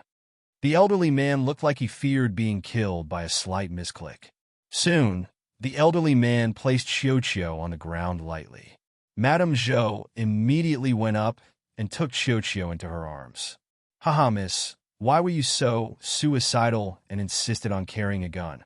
Look, I did as you said. Can we peacefully talk now? The elderly man said with a light chuckle while raising his hands. The members of the Fearless Alliance also stopped what they were doing. This was the first time that someone dared to pull out a gun in public in the independent state. What? Aren't you fearless? Don't you fear nothing? Are you afraid now? Yi Wanwan's face was extremely cold as she pressed her gun against the elderly man's head. The coldness and killing intent in the girl's eyes caused the elderly man to be startled for some reason. Miss, the rule of our independent state. Don't freaking talk to me about the rules of the independent state. Those are your rules, not my rules. Yi Wanwan coldly said. Suspicion flickered through Seven Star's icy eyes again when he heard her words, this girl. Okay. It's really been a long time since I've encountered such an interesting child. The elderly man was briefly taken back before he broke in a loud laughter. Yi Wanwan frowned and watched the elderly man vigilantly. Immediately, leave the Zhou residence with your people. The elderly man's face chilled gradually as he enunciated each word clearly. Miss, my patience also has a limit. Worst comes to worst, I'll trade my life for yours. I'm a member of the Fearless Alliance. I'm not afraid of death. You should know our Fearless Alliance's modus operandi.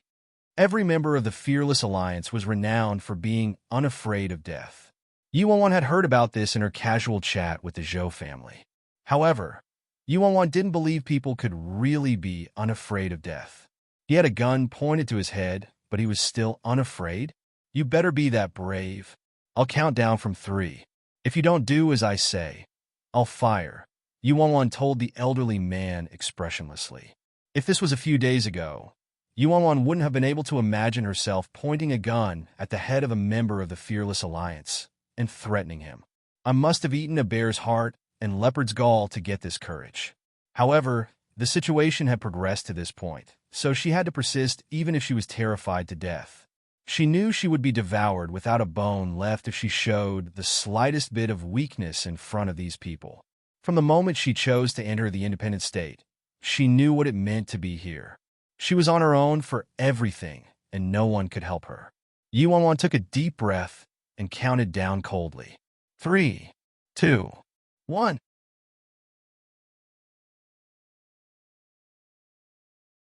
When Yi Wanwan counted to 1, she clicked the trigger without any hesitation.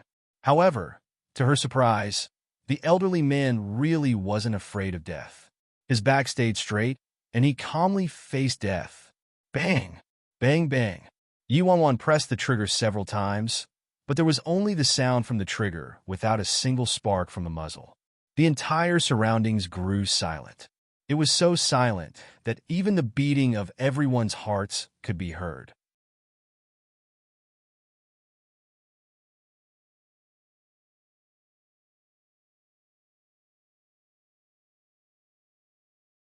Chapter 1285.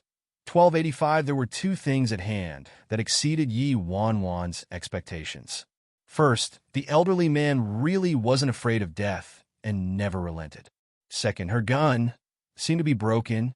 According to Yi Wanwan's plan, the elderly man would definitely pee in his pants and fall to his knees when she counted to 1, and she would fire at empty air. Then she would take control of the situation and frighten the Fearless Alliance. However, while her imagination was perfect, the reality was a bit cruel. Excuse me. Hold on. Yi Wanwan quickly opened the ammunition clip and discovered there weren't any bullets in the clip. It was only now that Yi Wanwan remembered that she bought a gun for self-defense, but didn't equip the bullets, so afterward, it seemed she lost the bullets in the sea. The Fearless Alliance and spectators all looked at Yi Wanwan, and the atmosphere grew a little embarrassing. Yi Wanwan donned a serious expression when she saw how the elderly man's face was so dark that it nearly dripped ink. Old man, look, you're already so old and your limbs are strained. So why are you running around and crying for murder every day instead of enjoying a retired life at home. It's not right. I merely used this toy gun to help you liven the atmosphere and pull a small prank on you. Old man, you're so old and have a leg in your grave already. You shouldn't be so serious with a young person like me, right? Yuan continued. The Zhou family, Fearless Alliance, 7-star, the spectators, forget it. In consideration of your young age and immaturity, I won't make you pay today. Leave. The elderly man sighed and shook his head. Yi Wanwan's eyes brightened. Old thing. No, old man, are you for real? You'll let me leave? Hey, young girl, I'm also joking with you. The elderly man had an icy smile. Old man, you're a bit mischievous. Yi Wanwan's eyes examined every inch of her surroundings, preparing to flee for her life at any moment. Die! The elderly man angrily shouted and swung a fist at Yi Wanwan with everything he had. So fast! Yi Wanwan's expression drastically changed when she felt the strength and speed behind this elderly man's fist. Yi Wanwan instinctively felt an extreme sense of danger and couldn't react or counterattack this punch at all. At that moment, her mind turned blank and her body instinctively leaned to the left. Her figure looked nimble and fleeting, like a colorful butterfly fluttering into a dance, her path sly and elusive. In the next second, Yuanwan raised a finger instinctively again and mercilessly pressed it against the elderly man's head. A loud boom was heard, and the elderly man's figure flew into the air, as though a train at full speed slammed into him. The people from the Fearless Alliance watched in disbelief as the elderly man's figure slammed into the Zhou residence's iron door and even made a big dent in it. At this, the spectators were all aghast. Is this woman a freak? Yuanwan herself was dumbfounded. What did I just do? An older member of the Fearless Alliance looked at Yi Wanwan incredulously. How could this be possible? It's the president's unique body technique and finger method. 7-star was also astonished. The body composition of the president of their Fearless Alliance was a bit unusual. She was strictly trained since she was young, so Flat Top's martial arts moves and killing techniques were all tailored to her. There wasn't a second person in this world who could learn it. Even if they tried to learn it, they couldn't use the techniques with the same power as their president. 7-star kept finding this woman especially familiar earlier, for some reason. Could it be?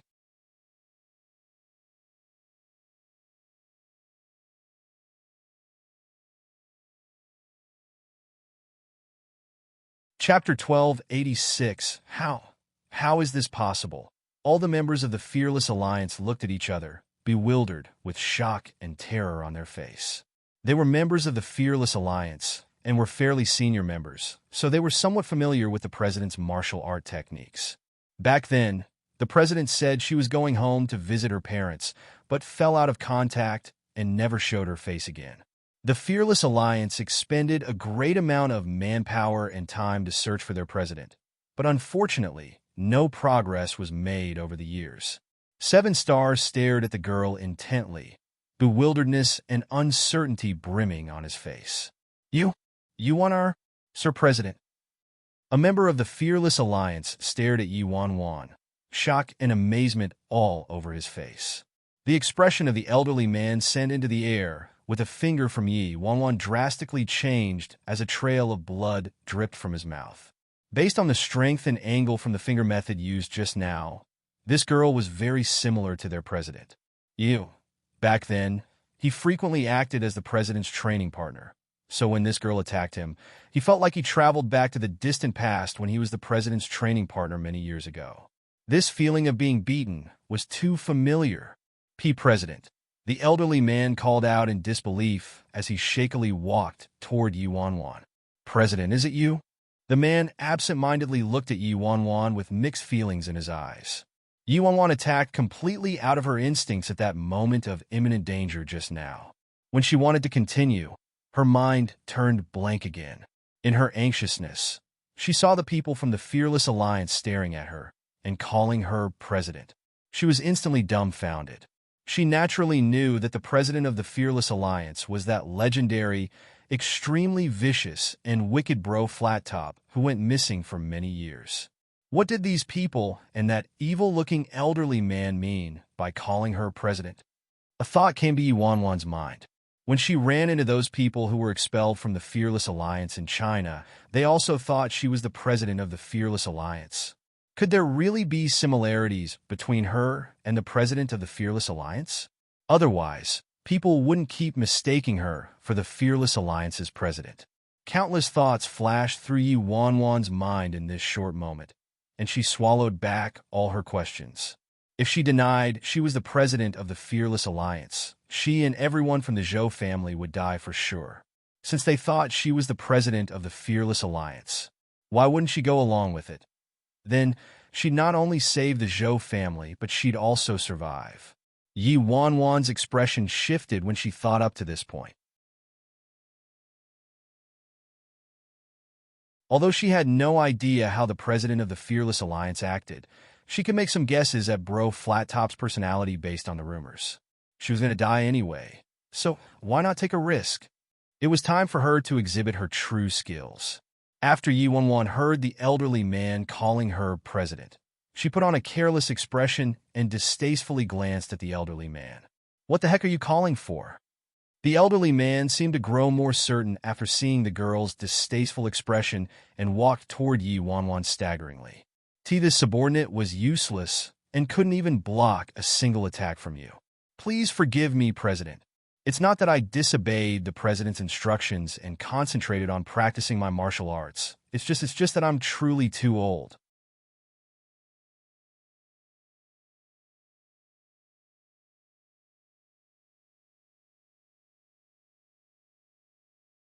Chapter 1287. The elderly man explained with trepidation as he bent down and carefully peered at the girl. He continued to admit his wrongs. "President, this subordinate was blind and failed to recognize your venerable identity." An astute glint flashed through the elderly man's eyes, and he asked, "However, why didn't you state your identity just now, President?" As expected, they weren't so easy to deceive. He was testing her. Yi Wanwan guessed Bro Flat Top's mindset. Since she didn't return after having fun for so long on the outside, she either had an accident or hadn't had enough fun and didn't want to return. And so, Yi Wanwan clicked her tongue. "State what identity? You can carelessly eat things, but you can't carelessly say things. Who said I was your president?" If Yi Wanwan directly claimed to be their president, they might not believe it, but if Yi Wanwan suddenly did the opposite and denied it, they would be surprised. The elderly man was dumbfounded as expected and turned grievous, as though he was about to cry. "President, stop playing. Who else but you could use that move just now?" This subordinate absolutely wouldn't mistake the feeling of being beaten by the president. "Since you've returned this time, I beg you to stop running off again, President. Because you left for too long, your appearance must have changed greatly over the years, so this subordinate couldn't recognize you at first. Please pardon this subordinate, President." Yi Wanwan finally revealed an exasperated expression at losing her disguise. "How troublesome." The elderly man hastily flattered her with a bootlicking expression. "You're probably the only one who dare to pull out a gun in the independent state, President. How could I have missed that?" The elderly man was a bit upset at himself as he said that. If he discovered these details and recognized the president earlier, he wouldn't have had to suffer a beating. You, Seven Star foolishly looked at her. Yi Wanwan had just relaxed when she noticed Seven Star, and all her hair stood on end immediately. This youth wasn't someone to be trifled with, and was harder to handle than this elderly man. Yi Wanwan tried to steady her mind. Her lips curled, and she calmly looked at the youth. "You are really sister?" Seven Star walked forward, an unnoticeable glint surfacing in his eyes. "Sister?" Yi Wanwan was surprised. What? Seven Star of the Fearless Alliance was the president's younger brother? Biological brother or sworn brother? Regardless which kind, should she change something about her speech and tone toward a brother? Based on the Fearless Alliance's style, its president, Bro Flat Top, had to be someone vicious and evil. What kind of attitude did this type of person hold toward her brother? The feelings were a bit hard to guess. Seven Star, what, you don't recognize sister?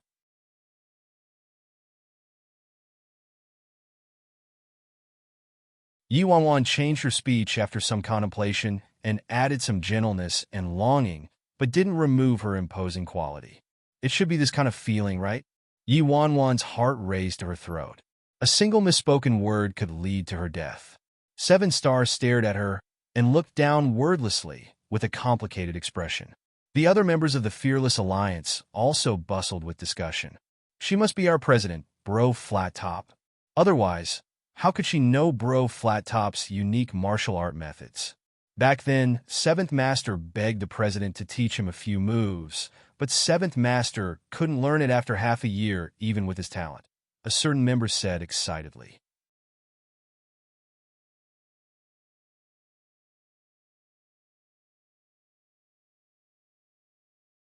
Chapter 1288. 1288 Yi Wanwan inwardly gave this member a giant thumbs up. This lad had a bright future. However, the president has been missing for a long time. They all say a young woman is very different from the little girl she once was, so I really couldn't recognize her. There seems to be something different about her aura. Another member interjected with confusion. Yi Wanwan immediately cursed this member and his ancestors in her mind. A lad like him didn't have any future. At this time, the elderly man sucked up to her again. Anyway, it's good that you're back, President. Welcome back, President. Seven Star was non-committal when he heard that. He clearly didn't look like he completely believed in her yet. His cold gaze made Yi Wanwan feel like a blade was pointed at her back. The other members promptly echoed the elderly man's words. Welcome back, President. Welcome back, President.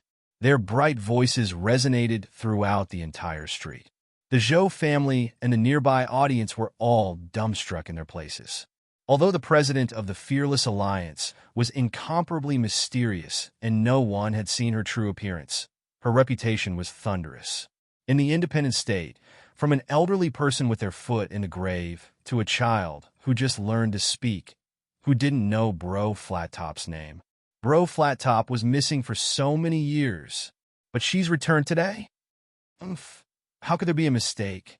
Even the members of the Fearless Alliance admitted it. She must be Bro Flat Top.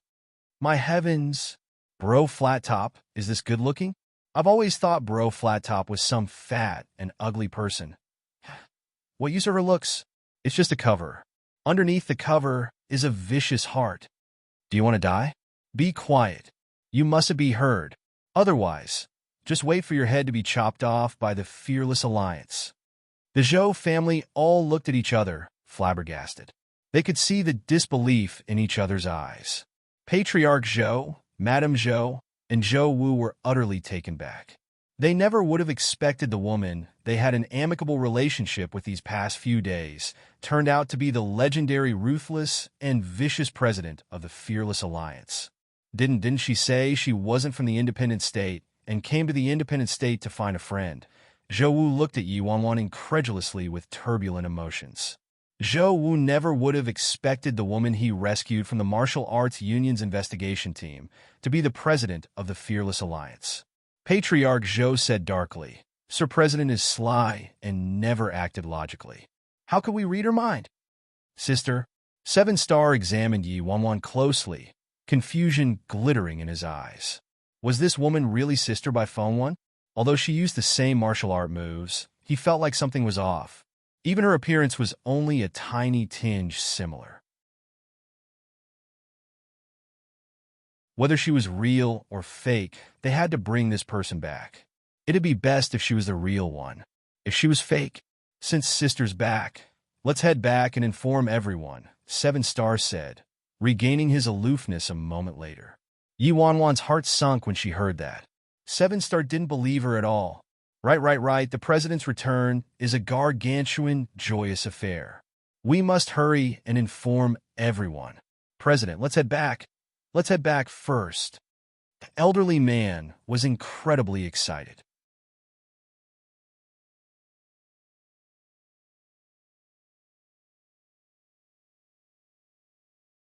Chapter 1289. 1289, then the elderly man quickly asked, President, how should we handle the Zhou family? The Fearless Alliance previously planned to eradicate the Zhou family and establish a Fearless Alliance branch in this spot. However, the elderly man wasn't dumb. Their president suddenly appeared at this time and seemed to be backing up the Zhou family. So perhaps the president had some connection to the Zhou family. Handle? Yuanwan snorted. What do you think? The elderly man jolted in fright and hastily turned to the Zhou family. He cupped his fists and said, "Everyone, we're on the same side. It's all been accidental friendly fire today. I hope you all won't mind. It's all a misunderstanding. Say, if you mentioned you were friends with the president earlier, this wouldn't have happened at all." Patriarch Zhou and his family couldn't say anything in their defense. How could they have known Yi Wanwan was the president of the Fearless Alliance? "Sister, come back with us," Seven Star said as his eyes landed on Yi Wanwan. The Zhou family's fate, whether they were eradicated or spared, wasn't important. What was most pressing was to determine whether this girl was the president of the Fearless Alliance. Yi Wanwan was a bit nervous on the inside, but had to maintain her calm and aloof facade. If she really followed Seven Star and his group back to the Fearless Alliance, wouldn't it be equivalent to a sheep entering a tiger's den? Based on the Fearless Alliance's style, if they realized she was pretending to be Bro Flat Top, the consequences would be too horrible to imagine. Yi Wanwan didn't have any time to think about why these people thought she was the Fearless Alliance's president. She just wanted to extricate herself from this situation and escape. Seven Star, I still have some matters to take care of. I'll naturally head back when I'm done, Yi Wanwan refuted. However, Seven Star didn't intend on releasing Yi Wanwan. He assessed Yi Wanwan for a few seconds before saying, "Sister, regardless of the importance of your business, you'll have to take care of it later. Right now, the Fearless Alliance has something more important that requires your attention." Then Seven Star didn't give Yi Wanwan any chance to object and turned around to leave. "President, let's go." The whole gang has been waiting for President to return all these years. Currently, the Fearless Alliance's internal situation isn't stable. It's been divided into two factions. If President doesn't come back, the Fearless Alliance might end up breaking apart in the end, the elderly man sighed. This elderly man was helpless, but Yi Wanwan was more helpless than him. What did the Fearless Alliance breaking apart have to do with her? However, she couldn't back down anymore. Seven Star doubted her identity from the start, so if she insisted on not returning with them, Seven Star would catch her guilt for sure, and it'd be problematic. In the end, Yi Wanwan had no choice but to compromise and leave with the Fearless Alliance. Patriarch Zhou, Madame Zhou, thank you for generously taking care of me these past days. Yi Wanwan quietly thanked them before leaving. Yi Wanwan was grateful toward the Zhou family from the bottom of her heart. After coming to the independent state, if it weren't for the Zhou family, she probably would have been caught by the investigation team and lost her life. Soon, Yi Wanwan entered the car and sat in the back seat with Seven Star. Seven Star maintained a cold expression and stayed silent the entire journey. An ominous feeling rose in her heart as she watched Seven Star's demeanor. Seven Star didn't think she was the Fearless Alliance's president at all. Otherwise, his attitude wouldn't be like this. She was truly a sheep entering a tiger's den with her fate unknown.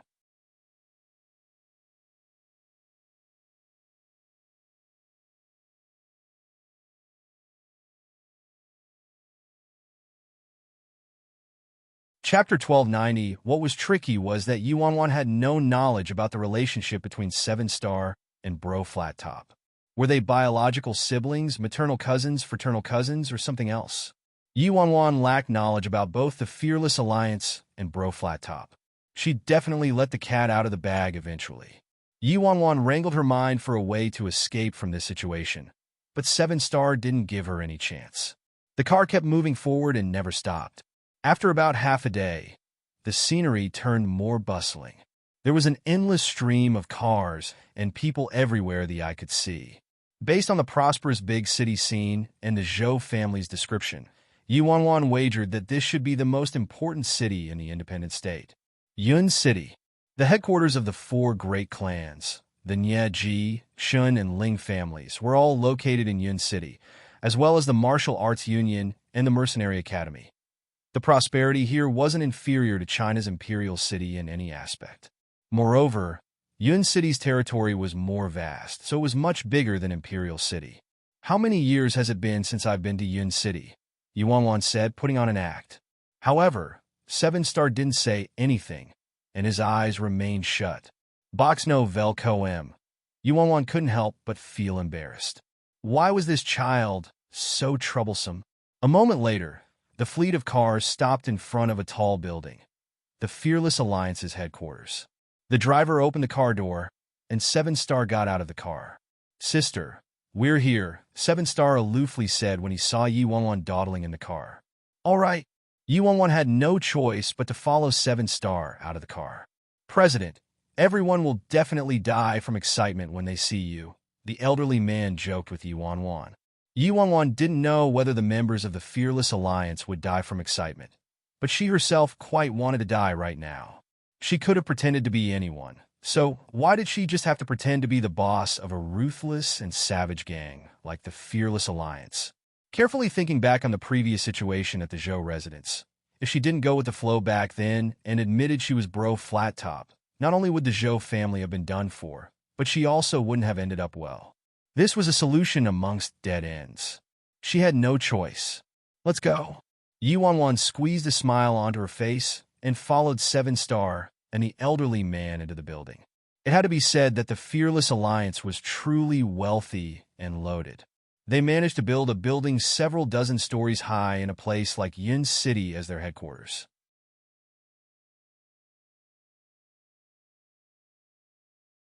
If she was really bro flat top, that'd be rather nice. However, her parents both passed away. She was with her grandfather ever since she was young, and both she and her grandfather were Chinese. On the other hand, bro flat top was from the independent state, and her parents were both alive. No matter how you thought about it, she and bro flat top couldn't be the same person. Moreover, Yuan couldn't find it in herself to believe that she'd be a vicious and evil criminal like bro flat top before she lost her memory. She never imagined her previous self as someone who was wicked to the bone. The inside of the building was swarming with the elite members of the Fearless Alliance. They all called out 7th Master when they saw 7-Star. It looked like 7-Star might be young, but he had quite a high position in the internal management of the Fearless Alliance. Yuan was curious about this youth's charm and capabilities. Sister, wait here for a moment. 7-Star led Yuan to an empty conference room as he told Yuan.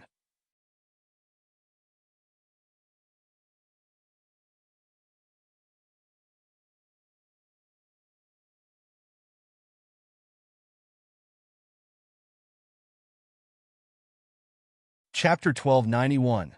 1291 Go on. Yuan waved her hand, wishing nothing more than for 7-Star to go as far away as possible so that it'd be easier for her to escape. It was utterly unrealistic for her to escape under 7-Star's nose. She couldn't beat him or escape. It was awful. After 7-Star left the conference room, he called for several elite members of the Fearless Alliance and ordered, "Watch the person inside. If you lose her, you'll be responsible." 7-Star then turned around and left. Inside the conference room, Yuan had a deep frown on her face. She was situated more than 20 floors above the ground, so escaping from the window was clearly unrealistic.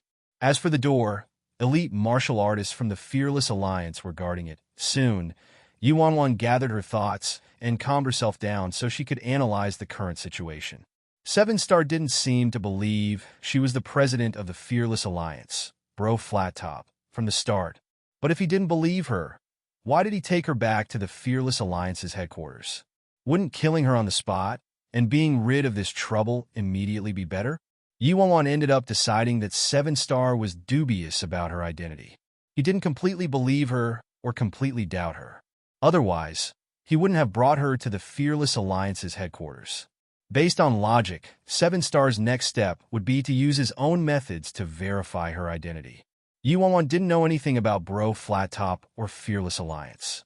She was a tiger made of glue and paper that would rip with a single poke.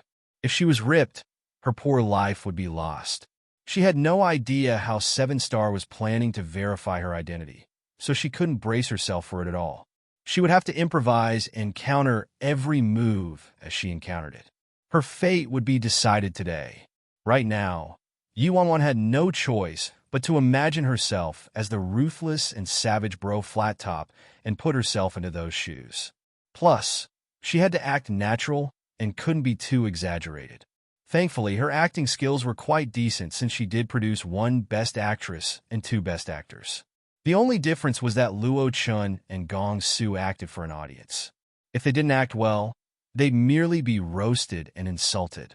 As for her, she was acting for the fearless alliance of the independent state. If she didn't act well, she'd lose her life. After mentally preparing herself, Yi Wanwan managed to completely immerse herself into Bro Flat Top's role and turned herself into someone evil and merciless, an icy feeling emanating from her face. A moment later, a fashionable woman with a sweet appearance entered the conference room with large strides. "Ah, Xiao Feng, you're back. Where did you run off to all these years?" The woman walked to Yi Wanwan and didn't give her any time to react before hugging her. Despite being abruptly hugged, Yi Wanwan calmly looked at this woman and chuckled but didn't say anything.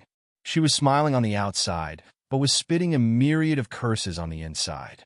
"Who the heck is this? Quick, tell me. Where did you run off to all these years? You made us search for you for so long." The woman soon asked hastily as she released Yi Wanwan. Yi Wanwan chose a safe response.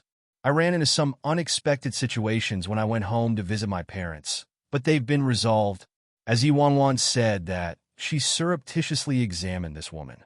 She could tell that this woman probably had a good relationship with Bro Flat Top. Otherwise, she wouldn't have acted like this, considering Bro Flat Top's status as the Fearless Alliance's president. Hence, Yi Wanwan eased her tone. Careful observation was Yi Wanwan's only weapon to preserve her life right now.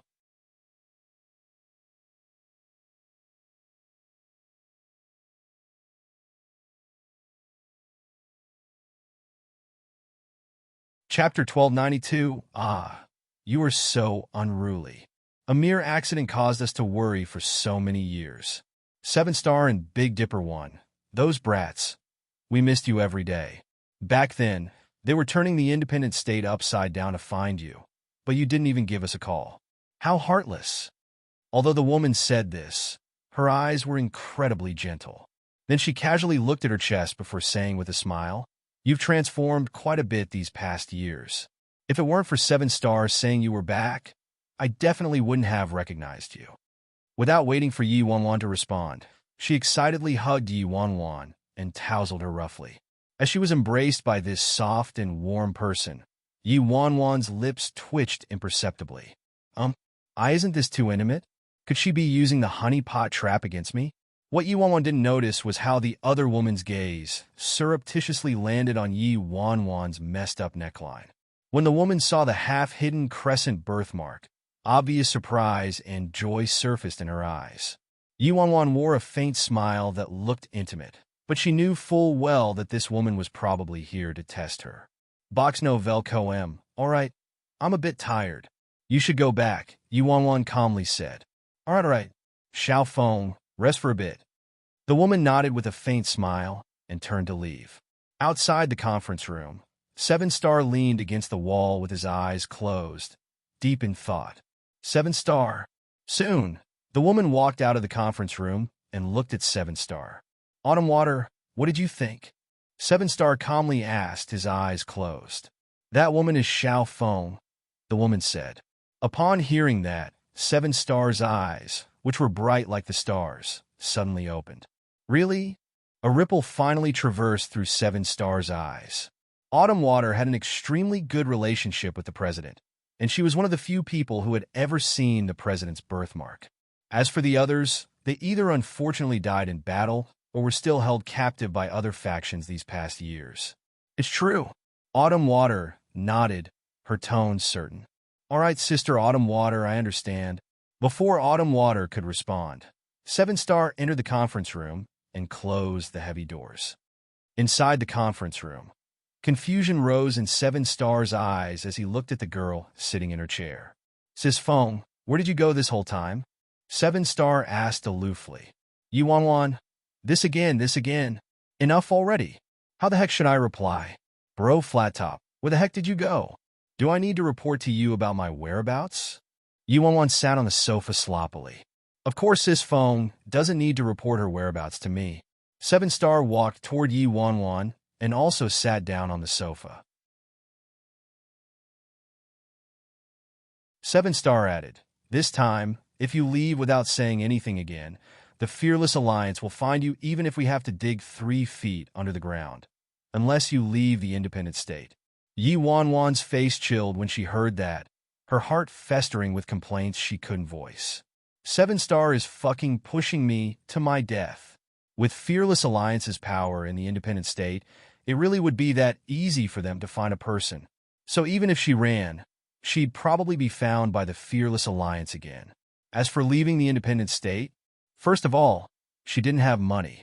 Second of all, she didn't have a passport or ID card. How the heck would she leave? Should she really swim back through the sea?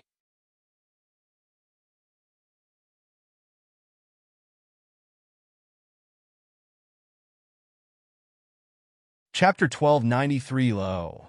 Yuan's lips turned up with a cold smile, and her eyes were imposing and oppressive. Seven Star, are you threatening me? Sis Feng, I'm just worried about you, Seven Star replied expressionlessly. Mind your own business.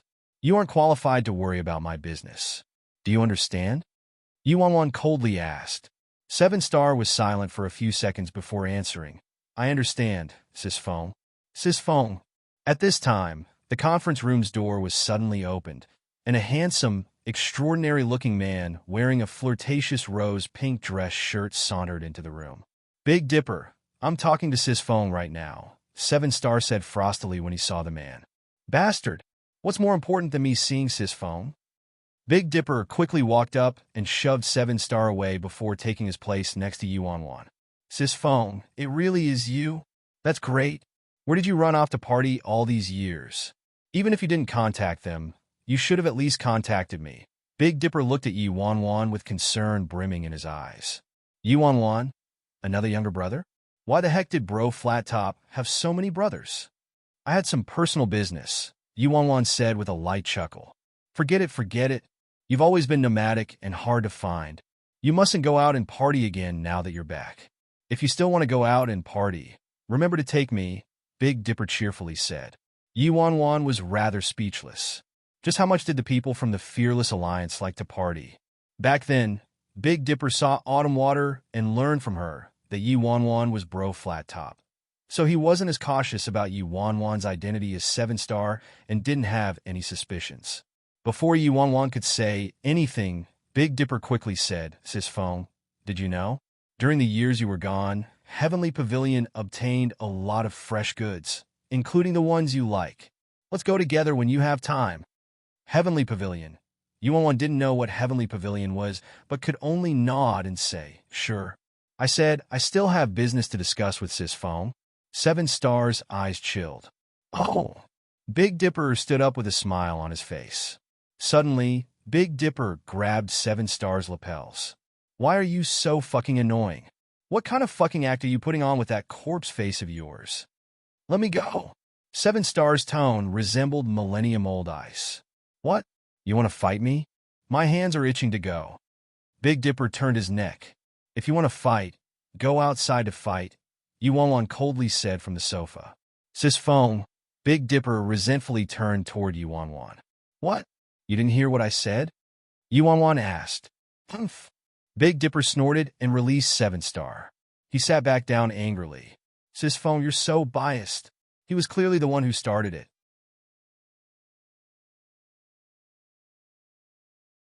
Before Yuan could respond, Seven Star stood up and headed out of the conference room. Without looking back, he said, Big Dipper, follow me. Sis Feng, see. It's him who wants to provoke me. If he's missing a limb later, don't feel bad for him. Then Big Dipper charged outside on Seven Star's tail. Yuan acted cold, but was actually terrified to death on the inside. Neither Big Dipper nor Seven Star was easy to fool. Big Dipper especially probably only misbehaved like that in front of Bro Flat Top. If facing an outsider, he would also probably tear them up without a bone left. However, she'd entered the tiger's den already, so it wouldn't be easy for her to escape. From the looks of it, Big Dipper believed in her identity a lot, but 7-star. Outside the conference room, Big Dipper looked at 7-star and was about to attack when 7-star uttered, "Idiot! What did you say?" Veins popped out of Big Dipper's forehead. "That woman might not be the real deal," 7-star said. "Might not be real?" Big Dipper was briefly startled before he sneered. "Don't joke with me. She is Sis Fong. How could I mistake someone else for Sis Fong?" He and Sis Fong were sworn brothers who fought together, picked up girls together, and visited brothels together. They'd give up their lives for each other. He didn't know why, but that woman gave him the feeling that she was Sis Fong. Moreover, Autumn Water confirmed it already, so there couldn't be a mistake.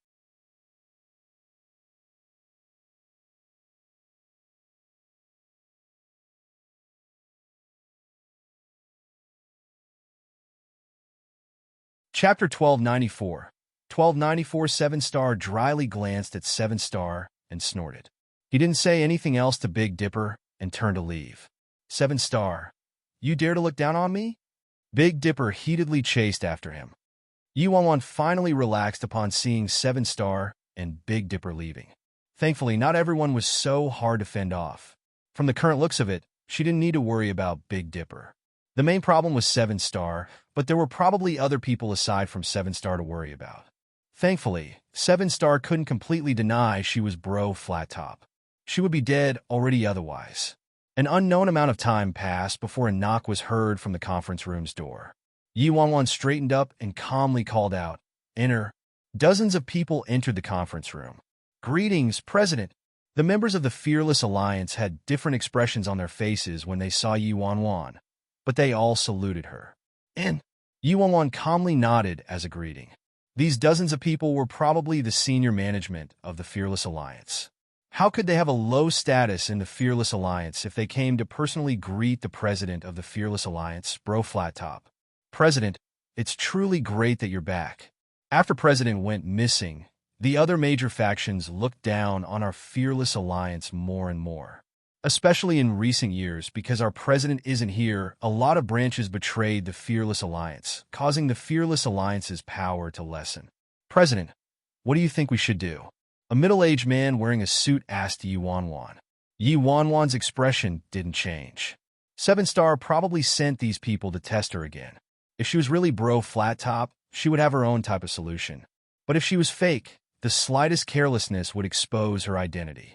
Yuan icily assessed the middle-aged man. "A bunch of garbage." Her audience all jumped. "I merely left for a few years, but you caused the Fearless Alliance to degenerate and weaken to this extent? Aren't you ashamed to ask me what we should do?" Yuan coldly rebuked them and harshly slapped the end table. "Pardon this subordinate, President."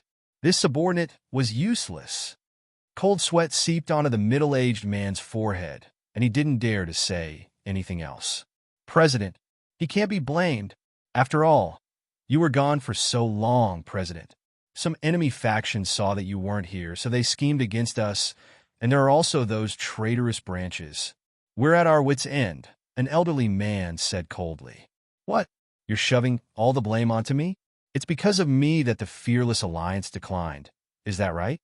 Yuan turned to the elderly man. "This subordinate wouldn't dare. I didn't intend on blaming President either. I was just telling the truth," the elderly man said.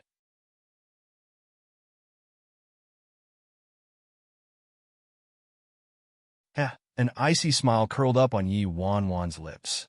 "Don't find an excuse for your mediocrity and uselessness, understand?" The corners of the elderly man's lips twitched, but he nodded in the end. "I understand. All right. Make a list of those branches who turned traitorous and those factions who dared to provoke Fearless Alliance these past years and give it to me," Yuan coldly ordered. "Is the president planning to seek retribution from those traitorous branches and opposing fractions?" Big Dipper turned to Yuan. "I have my own plans," Yuan coldly replied.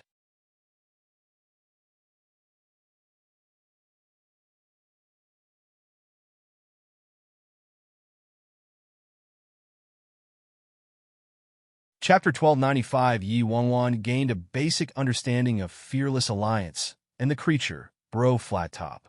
The president of the Fearless Alliance was named Bro Flattop, so she must be someone extremely arrogant and despotic. If she discovered branches that originally belonged to the Fearless Alliance, betrayed them, and enemy factions provoked them after she came back, how could she tolerate that? There would definitely be a giant purge and crusade for retribution. We'll talk about everything else tomorrow. Leave. Yi Wanwan impatiently waved her hand when she saw another person about to speak. Everyone looked at each other, bewildered, but since Yi Wanwan made the command, it wasn't appropriate for them to say anything else, so they had to bid farewell and leave.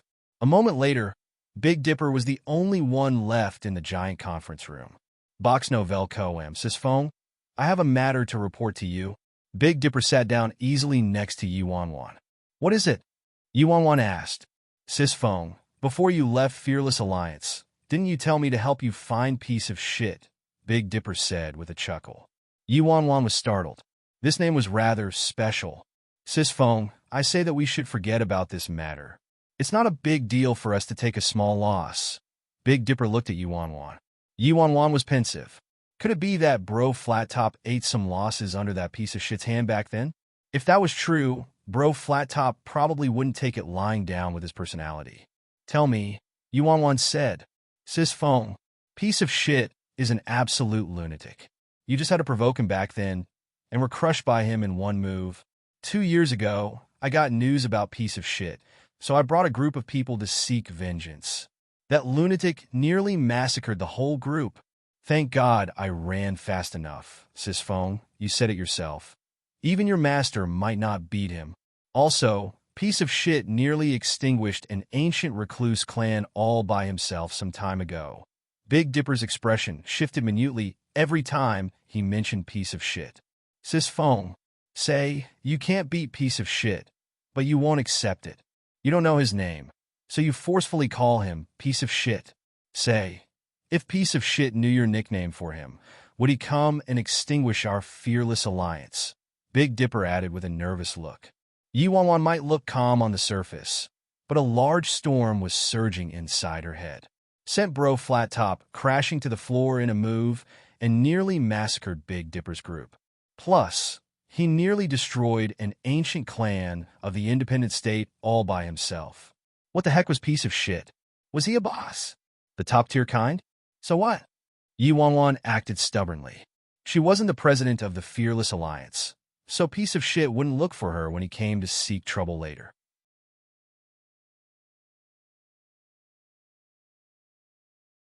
Yeah, I reckon no one could beat piece of shit in the independent state. Sis Fong, it's already been so many years. How about we forget it? Otherwise, if you're pressed to the ground and are beaten by piece of shit again, the Fearless Alliance would lose face too. Big Dipper was somewhat exasperated. Now my business with piece of shit can't be forgotten so easily. Yi Wanwan snorted. Oh, that's good. Coincidentally, we got news a few days ago that piece of shit is in the independent state. How about this? I'll tell someone to invite piece of shit to come and fight with you one-on-one. Sis Fong, we can't act the same as back then. You didn't beat him one-on-one, so you ambushed him with a group of people? It'd be fine if the ambush was successful, but the people you recruited, Sis Fong, were all sent flying to the ground. It was too shameful, Big Dipper said. Yi Wanwan, she didn't know Bro Flattop was actually so shameless. She couldn't win one-on-one, so she mobilized the Fearless Alliance to gang fight. What was more frightening was that they were all beaten black and blue by piece of shit. Sis Fong, I'll tell someone to invite piece of shit over. Big Dipper prepared to leave. Hold on. Yi Wanwan grasped Big Dipper's wrist and pulled him back to the sofa. I just returned, so I still have a lot of things to take care of in the Fearless Alliance. I don't have time right now. We'll discuss it later, Yi Wanwan said. Did Big Dipper have a screw loose? He clearly knew Bro Flattop couldn't defeat piece of shit but still wanted to invite him. Why the fuck? Even Bro Flattop didn't win, let alone her. If Big Dipper really invited him to fight her, what would she do?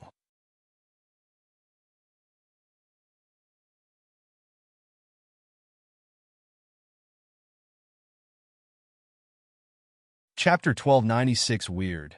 Sis Fong actually didn't want to fight when she could. However, Big Dipper thought it made sense when he thought about it. He nodded and said, True, There's a lot of matters in the Fearless Alliance that require your attention. We'll invite him later and ignore the outside world for now. The inner workings of the Fearless Alliance are of top priority. Yi Wanwan's eyes shifted when she heard that. She was utterly clueless about the Fearless Alliance's inner workings, but she fortunately could learn about it in detail through Big Dipper today. Sis Feng, you were gone for so many years. That group of old geezers thought you were dead already. Those old geezers knew you came back, but not a single one came to see you today. They're utterly disrespecting you. Big Dipper snorted. Yuan previously heard that the Fearless Alliance was divided into two factions. The old geezers Big Dipper mentioned had to be the other faction of the Fearless Alliance. They not only didn't come to see you, Sis Feng, but they insisted that Sis Feng must be a fraud. They want to thoroughly investigate the matter and eliminate you. Big Dipper continued upon seeing Yuanwan's silence. Yuanwan was suffering silently. How miserable. I really am a fraud. Compile the information of those people in detail and give it to me tomorrow, Yuanwan said calmly. Sis Feng, I compiled it already. I was just waiting for you to say that. However, you just returned, so even if you wanted to reorganize the internal system, it'd be best for you to slowly proceed. If you shred all pretenses with those old geezers right now, it wouldn't be a good thing. First of all, whether you'd win or not is one matter. Second of all, there are many fractions outside who are eyeing us covetously, Big Dipper explained. Big Dipper's reminder was unnecessary. She wasn't an idiot, so why would she start a war against those old geezers? Right now, her top priority was to make the entire Fearless Alliance believe she was Bro Flat Top. Otherwise, she'd die very tragically. Sis Feng, it's late. How about I drive you home? Big Dipper stood up and looked at Yuanwan. Sure, drive me home. Yuanwan nodded. She was waiting for Big Dipper to say that. How could she know where Bro Flat Top lived? She couldn't stay the night here, right? If 7 Star and the others discovered she didn't go home all night, their suspicions of her would probably intensify. A moment later, Yuanwan entered Big Dipper's car. About half an hour later, Big Dipper led Yuanwan to an extremely remote suburb. A manor sat there extremely conspicuously. Sis Feng, what were you thinking back then? Why did you insist on buying this mansion? Big Dipper stopped the car and felt chills running down his back as he looked at this mansion. I think it's rather nice.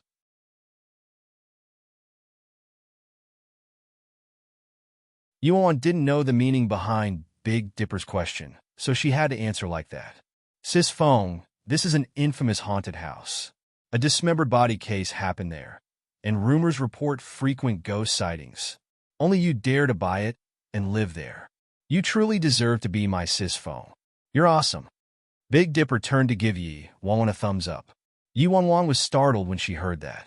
Her face looked calm, but she was cursing Bro Flat Top and her ancestors left and right in her mind. Was this Bro Flat Top fucking out of her mind and crazy? She bought a haunted house to live in? And a dismembered body case even happened there? Was this a freaking place suitable for human habitation? Yuan didn't know whether it was a psychological effect, but she felt an eerie wind brushing past her as she stood in front of the mansion's doors. She turned cold from her neck to her toes. She swore she didn't want to go inside at all, nor did she want to stay even a second at this freaking place.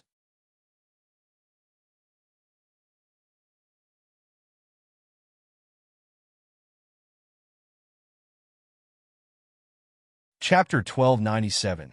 1297 Big Dipper took out the key and opened the front doors. Sis Feng, I wanted to hire someone to clean the house this whole time, but I couldn't find anyone. They weren't willing no matter how much money I gave them. In the end, I had no choice but to forcefully make the brothers in the Alliance come to clean it. Because they were afraid, they formed groups of 3 to 5 to clean up every time. Say, why did you buy this haunted house? You can't even hire a servant. Box Novel Coem. I think it's quite nice, Yuan said. Nice my ass. Sis phoned the keys for you. I still have some business, so I'll be leaving now. I'll come drive you to the office tomorrow. Big Dipper turned to leave. Yuan quickly pressed down on Big Dipper's left shoulder. Big Dipper turned around, confused as to what Yuan wanted. I still have something to discuss with you. Come inside with me, Yuan calmly said. I have something to do. Tomorrow. We can discuss it at the Alliance tomorrow. Big Dipper shook his head vehemently, as though unwilling to enter this haunted house. No, it has to be right now. Yi Wanwan glared at him angrily. To his lament, Big Dipper was dragged inside the haunted house by Yi Wanwan. It had to be said that this manor was rather big. Besides the mansion itself, there was also a swimming pool and a private garden and courtyard. Everything you might need was there. There were a dozen or so rooms inside the mansion. It was at least 700 to 800 square meters big, which made it very spacious. Its haunted and dismembered body case history added a creepy and horrifying aura to this manor. As soon as Yi Wanwan stepped into the mansion, goosebumps crawled over her body. Big Dipper turned the lights on, and the dark room immediately lit up. Sis Feng, is there anything else? If there isn't, I really need to go. Big Dipper gulped as he examined the enormous haunted house. It's late already. I think you should find a room and stay the night. You can leave tomorrow, Yi Wanwan suggested pensively. However, Big Dipper's expression shifted the second he heard that. No, Sis Feng, I suddenly remember my mom got hit by a car recently. She's in the hospital, so I have to go to the hospital. Before Yi Wanwan could say anything, Big Dipper shot outside like he was fleeing and disappeared without a trace. Yi Wanwan's lips twitched. Was Big Dipper really that scared of a haunted house? A long while later, Yi Wanwan gathered up her courage and walked around the mansion like she was sightseeing. A row of bone-chilling paintings were inside the mansion. Yi Wanwan even discovered the bones of a beast displayed in all corners like an art piece. Yi Wanwan could ascertain that Bro Flat Top was a pervert, a lunatic. Soon, she found Bro Flat Top's bedroom. Thankfully, there weren't any weird and peculiar objects inside the bedroom. It was designed rather simply. To her surprise, Yi Wanwan found a photo. A man dressed elegantly in a suit was in the photo. He bore an unworldly quality and was very good-looking. Perhaps because this man's appearance was truly too eye-catching that Yi Wanwan stared at it for a while. However, she was on the brink of death, so she didn't have any interest in enjoying this beauty. She put the photo down and curled up on the bed. She wished for this night to pass faster so daylight could come faster. A haunted house really wasn't a place for a human to stay in. Yi Wanwan felt like she was about to have a meltdown. Outside the manor, a man in a black suit looked at the lights on inside the haunted house and dialed a number. Emperor G, I didn't see wrong, the man said. The man added as an explanation, I was passing by and coincidentally saw Fearless Alliance's Big Dipper escorting a woman here. Later, Big Dipper left and the woman stayed. She isn't the counterfeit from the Nye family. All right, I understand. Soon, the man hung up and drove away.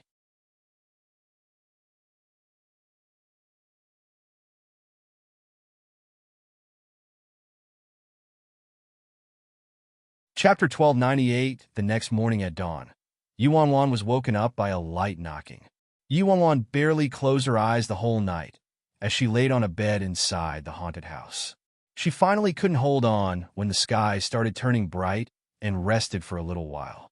When she heard the sound of knocking, she thought it was Big Dipper, so she immediately put on her slippers and left the bedroom. When she opened the front doors, the person who entered her eyesight wasn't Big Dipper. It was a man with a faint smile on his lips. The man was wearing very normal clothing, but she could still sense the aura of a superior from him. Yi Wanwan instinctively became alert. At the same time, some odd scenes suddenly flashed through Yi Wanwan's mind. This good-looking man inexplicably gave her a sense of familiarity. Boxno Velkoam. Yi Wanwan's eyes glinted as she recalled. Isn't this the man from the photo I found in Bro Flat Top's room? No wonder he's so familiar. Won't you invite me inside and sit down? The man asked with a chuckle. Yi Wanwan returned to the present when the man finished speaking. Since he found her, he was probably someone from the Fearless Alliance, right? Soon, the man entered the mansion at Yi Wanwan's gesture. Xiaofeng, how have you been these past years away from home? The man chuckled lightly as he looked at Yi Wanwan. I've been fine, Yi Wanwan answered. Yi Wanwan's suspicion grew. This man called her Xiaofeng. In other words, his relationship with Bro Flat Top was probably unusual. They probably weren't merely superior and subordinate. The man walked to Yi Wanwan, his eyes as unfathomable as the starry night burning into Yi Wanwan's eyes. Xiao Feng, you've changed. You're a lot calmer than before. You also seem to be better looking. An amused smile hung on his lips as he said those words. Yi Wanwan chuckled lightly as a flimsy response. Of course she freaking changed. Ignoring the fact that she wasn't Bro Flat Top. Bro Flat Top herself would have changed drastically after disappearing for so many years before reappearing. Bro Flat Top supposedly disappeared when she was in her late teens, and girls underwent an enormous transformation in appearance in their teens and 20s. Hadn't he heard of the saying, a girl changes 18 times between childhood and womanhood? Before Yi Wanwan could say anything else, she caught a whiff of a delicious scent and automatically clutched her starving and rumbling stomach. Hungry? The man smiled lightly. Your favorite bento. I made it myself. The man handed a bento to Yi Wanwan. You made it yourself? Yi Wanwan turned more surprised. What was the relationship between this man and Bro Flat Top? He personally made a bento for Bro Flat Top to eat, and also called Bro Flat Top Xiao Feng. Yi Wanwan's intuition told her that this man was most likely Bro Flat Top's admirer. Thanks, but no need. Yi Wanwan cautiously shook her head. The man didn't say anything to that, and carefully put the bento away. Xiao Feng, you just returned, but the Fearless Alliance isn't as good as the past, so you must be careful about everything and can't act rashly. Then the man gently poked Yi Wanwan's nose and left the mansion without waiting for a response from her. Yi Wanwan had a deep frown on her face. Although she guessed the man might be Bro Flat Top's admirer, there was something off about it. She didn't sense any romantic feelings from his eyes. It was more like an older brother's indulgence and familiar feelings toward a younger sister. Just who is that man?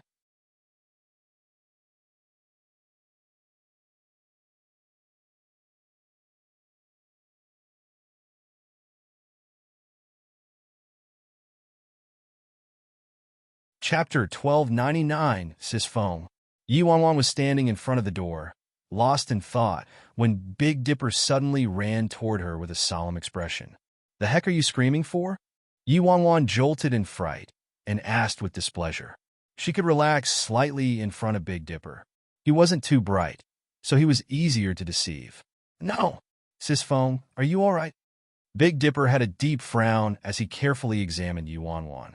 Then Big Dipper turned to look in the direction the man left in and said heatedly, Sis Feng, how did that man find this place? Fuck, it must have been because our Fearless Alliance cleaned out some of the patrician families that belonged to Emperor Ji before. They planned to seek revenge. Box Novel Co-M. Yi Wanwan was surprised. What did Big Dipper say? Who in the world was that man just now? I didn't expect. I really didn't expect Emperor Ji to personally come here. Sis Feng, did Emperor Ji come to negotiate with you? That man is one of the most dangerous men in the independent state. You mustn't be careless, Sis Feng. Big Dipper anxiously cautioned her with his fists tightly clenched. Emperor Ji. A storm raged through Yi Wanwan's mind when she heard that name. How could Yi Wanwan be ignorant about Emperor Ji after obtaining some knowledge about the independent state situation? The heir of the Ji family, one of the 4 great clans.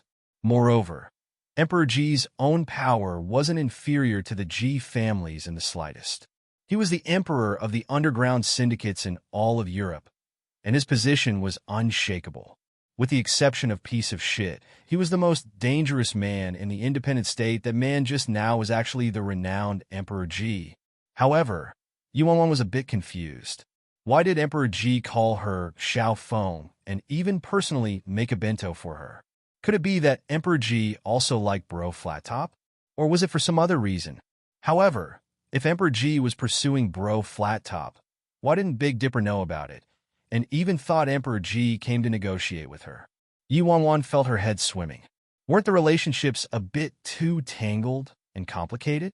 I'm fine, don't make a scene. Yi Wanwan glanced at Big Dipper. All right then. Big Dipper shrugged. He wouldn't say anything else since Yi Wanwan herself said she was fine. A moment later, Yi Wanwan finished packing up and entered Big Dipper's car, heading toward the office. When they arrived at the Fearless Alliance's headquarters, Yuan went to her personal office. There was already a giant pile of documents waiting for her attention early that morning. Yuan couldn't help but snort at the contents of those documents. If she guessed correctly, either 7-Star or those old geezers were using these documents to test her.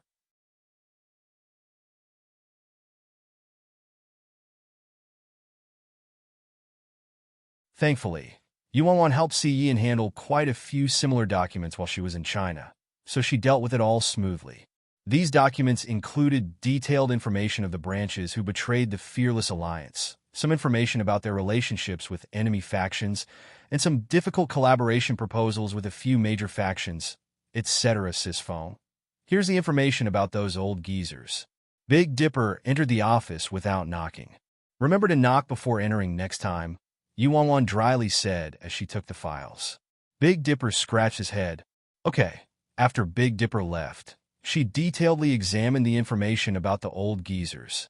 Yuan finally obtained a detailed view of the Fearless Alliance's situation through Big Dipper's files. You're tuning into the Romance Rendezvous YouTube channel. We're so grateful for your support, and don't forget to subscribe to join us on this incredible journey through captivating stories. Your generosity through donations truly makes a world of difference, as it's the primary source of revenue that allows me to expand and enhance this channel for you.